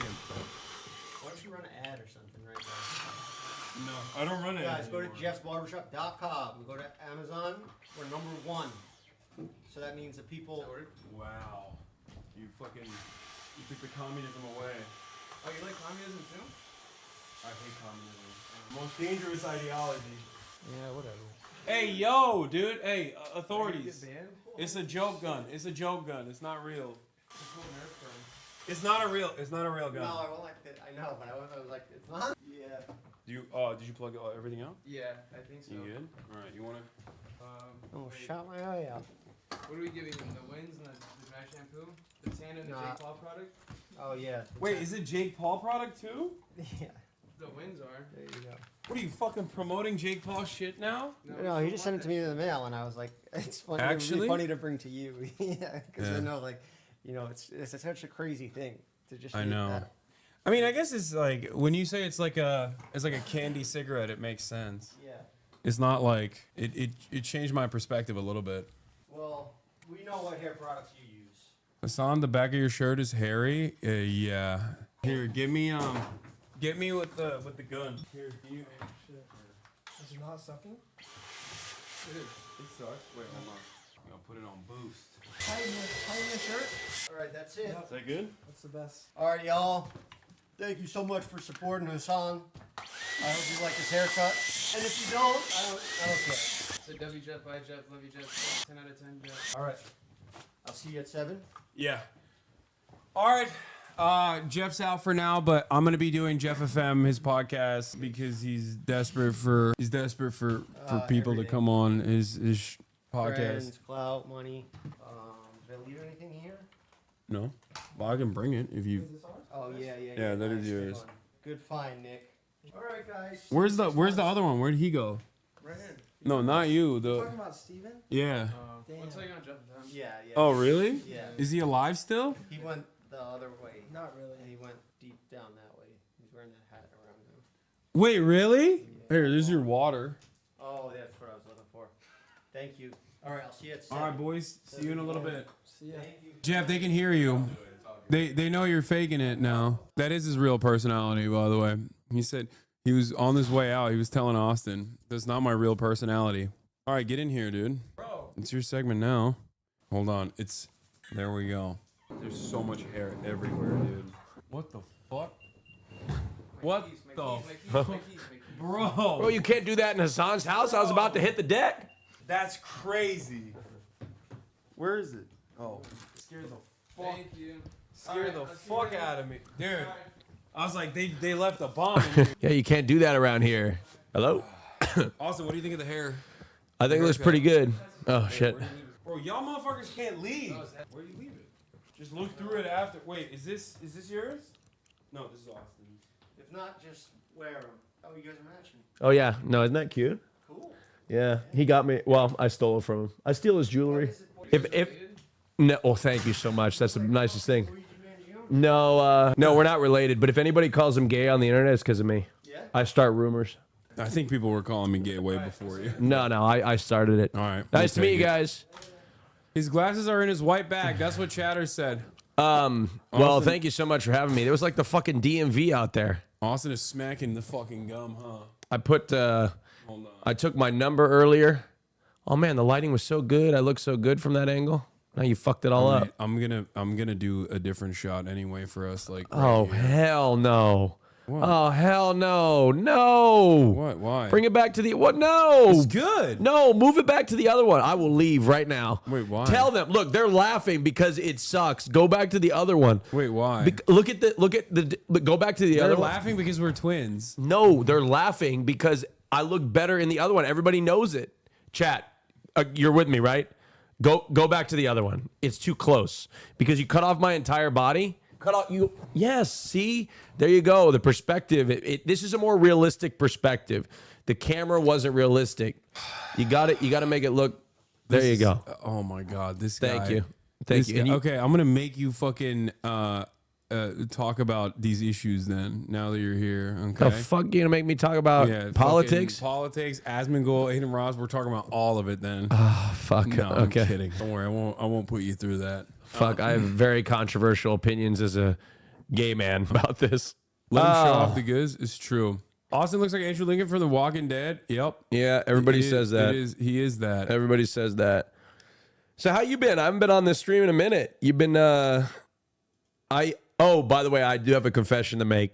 Okay, go on. I mean this, I'm dead ass. Okay, what is it? Okay, and I apologize. Some of my language has changed because I've been hanging around Christian too much. Mm-hmm. But I'm dead ass about this, okay? What are you dead ass about? All right. You know that Hasanabi Archives channel? Yeah. Bro, I thought that was a person. I watch it all the time. Oh my God. I had no fucking idea it was a bot. Yeah, it's a bot channel. I had no idea. No, many people don't Part know. of my evening routine is I get to go to your favorite YouTube channel, Hasanabi Archives. Yes. That's crazy. Because, like, I mean, don't take this offensively, but I like watching VODs more than I like watching it live. Wait, really? Yeah, because I can control what I like. Sometimes you'll be live during the day, and I'll like my routine is I'll go to the gym and then I sit on the couch and I eat and I pull up Hasanabi VODs on YouTube. Wait, really? And you'll be live, and I will watch a YouTube VOD instead. The thing is though, is Twitch doesn't have like a good TV app. Like they have no good TV apps. That's so true. Twitch's get on your fucking game. Twitch's apps are bad.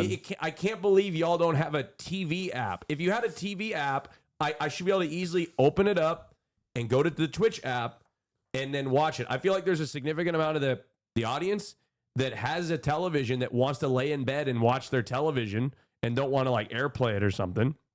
And so they're losing all their viewership to like YouTube. Because YouTube what do you skip when you watch me on the VOD? What do you skip? Do you skip the stun locks? No, I like the stun locks. I like Hogwatch. That's my favorite. I know. You love when I dunk on right wingers. What is this? Who is this?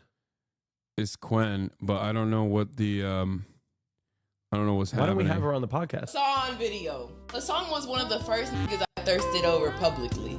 Cause that's like a Greek god. Is he Greek? He's not Greek, he's Turkish. That's a he looked like an emperor or some shit. You know what I'm saying? I was like, God damn! And he's a great person, and this was a incredible video to film. I need to go on one of his streams. I'm just scared he's gonna ask me some political question that I don't know what the fuck's going on. I'm gonna look like an idiot. No, we don't do any politics. That's why I have Austin on. Like y'all be eating. Like how y'all stopped to slow down his smile. Boom! The fact that I don't be sweating bullets and I'm in the eye of the storm like, and we can. It's power that I have that I need to be respected about. Because a lot of you dudes couldn't do that. Oh, the Hasan video. Well, you got to get her on Fioran. I want why to. don't you She's send so her a DM? busy. She's the busiest. Did she ask? Why don't you say send yes? her a DM? What do you mean? I like it. It's not about that. It's just like she's busy. She's always working. She's always got some shit she's doing. Have you asked? Yes. What does she say? Not I'm on busy? Fioran, but like I've asked to have her on the stream, and it's kind of my fault. No, because she probably looks at VODs and she's like, oh my God, I'm going to be here for 7 hours. Where a podcast is more organized. She can show up 2 hours in and out. You know what I mean? Yeah. So I feel like she doesn't want to be a prisoner on the broadcast. So that's not true. What? I think she says she was down to be on the pod. Okay. She was just being nice. Oh, The pod. Austin Hasan edit. She says she'd also be on the stream. This isn't even. This is not a flex.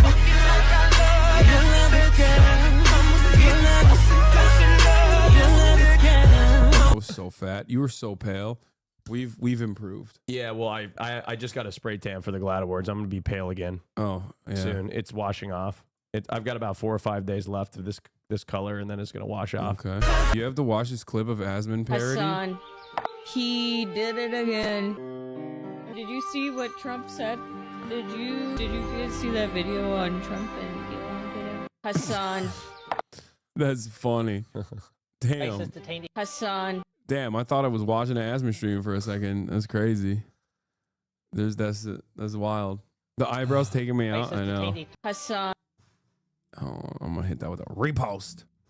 Not accurate. Asmongold would never actually play well. Yeah, that's true. So to answer your question, what is it? The things I skip on your stream, when I'm watching it on YouTube, I like when you talk about Trump. That's my favorite, hands down. And when you start to get into like non-politics, I just stop watching. It's fine.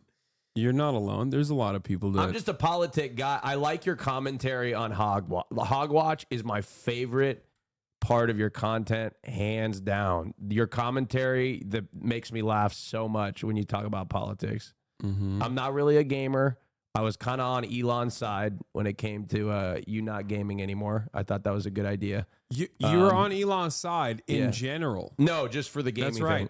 No, Austin no longer. Austin is tapped out of politics. He's apolitical now, and we all know what that is. Put the fucking hat on. Oh yeah. Put the I have guy. an announcement to make. Looking real apolitical right I now. kinda Let look me straight tell you. as fuck like Wait, this. hold Look at on. this. You put that on. I got the other hat. Hold on. You know how the straight guys wear the hat like this, where they don't put it fully on their head, they just like let it rest like this? Look at this. What's up? What's up? What's going on, guys? That's right. Next right wing podcast. Yeah, hell yeah. Today we're gonna talk about freaking gay shit. Ew, we hate it. That's right. And how they keep putting gay men in sports. Yeah, we don't want gay men in sports. Yeah, we want them in my bedroom. Yeah, What? wait. I mean, fuck. I meant like, yeah, keep them out of sports and out of my TV. Yeah, looking hot. The Jelk Boys. Get the. We're the Jelk Boys. Yeah, what's up? Yeah.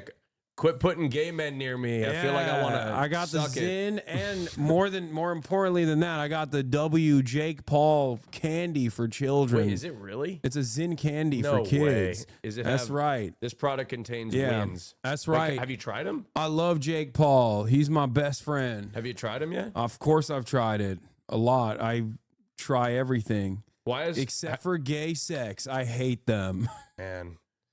No, don't take it off. We're doing it. Oh, we're doing it? This is our new pivot, bro. Come on. All right, yo. Adin Ross on ban, Asmongold popping off. We gotta fucking get it on the market. Well, Trump is doing so good. Well, like, you know what I love about Trump? Yeah, that, what- like, people everything. that people don't understand is like Everything. he just says what's on his mind. Like we're all thinking it, bro. Yeah, I'm thinking slurs too, but he's Yeah. not saying that. Yeah, but like we're all thinking it. Oh.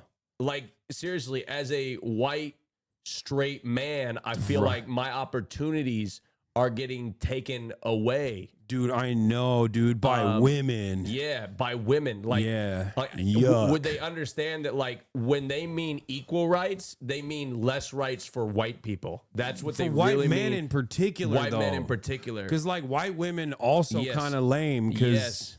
Because they won't have sex with me. Whenever I Yes. tell them, like, Yeah. where's my hug at? Yeah. And they're like, ew, get away from me, creeper. I'm like, why? Yeah. Yeah. No. And like DEI, diversity. Equals die. Yeah. Yeah. I hate DEI, diversity. Like when they hire pilots, it's, you know, Yeah. diversity means unqualified. Yeah. Right? They're like always. there was definitely a white guy that could have had that job. Yeah. And definitely the person got hired because of their race and Yeah. not the fact that they were absolutely Yeah, qualified and had all the credentials. my uncle's nephew, he's a white guy, wanted to be a pilot his whole life. They were Yeah. like, we can't give you a job because a black person needs to Yep, take it. That's absolutely right. And that's fucked up. That's right. And you know what?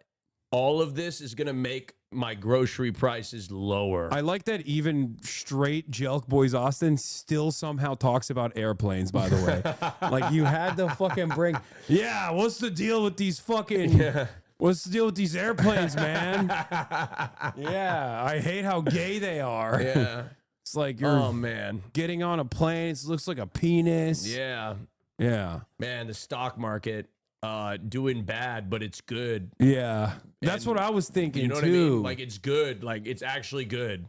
Like, because Trump's in charge, like, it doing bad is good. Yeah, for me. and if it's bad, it's because Joe Biden made it Yeah. bad. Oh, Joe Yeah. Biden. I can't Oh. wait. I can't wait, me, who is very, very middle class, to get a tax break for very wealthy people that will definitely benefit me. Yeah. Somebody who makes $50,000 a year and lives Yeah. in Lincoln, Nebraska. I got fucking- I cannot wait for the tax cuts for billionaires to benefit me personally. Once I get rich, after this new cryptocurrency I just Yes. bought into, Yes. I sold my brother's Honda Civic. Yeah. And now I put it all in this one crypto. It's Yeah. Retardio. Yeah. And I think it's going to the fucking moon, right? Yeah. Even though the crypto Do you market's see what I kind of mean? bad Like, too. we can't tax the rich Yeah. because their money trickles down to us, Yeah. just like it has in the last several decades. And also one day I'm gonna be rich like That's that. right. I'm gonna be the guy. Yeah. I'm gonna be that guy. And when I'm that Multi-millionaire. guy, That's me. the I fucking don't want to pay poors. taxes.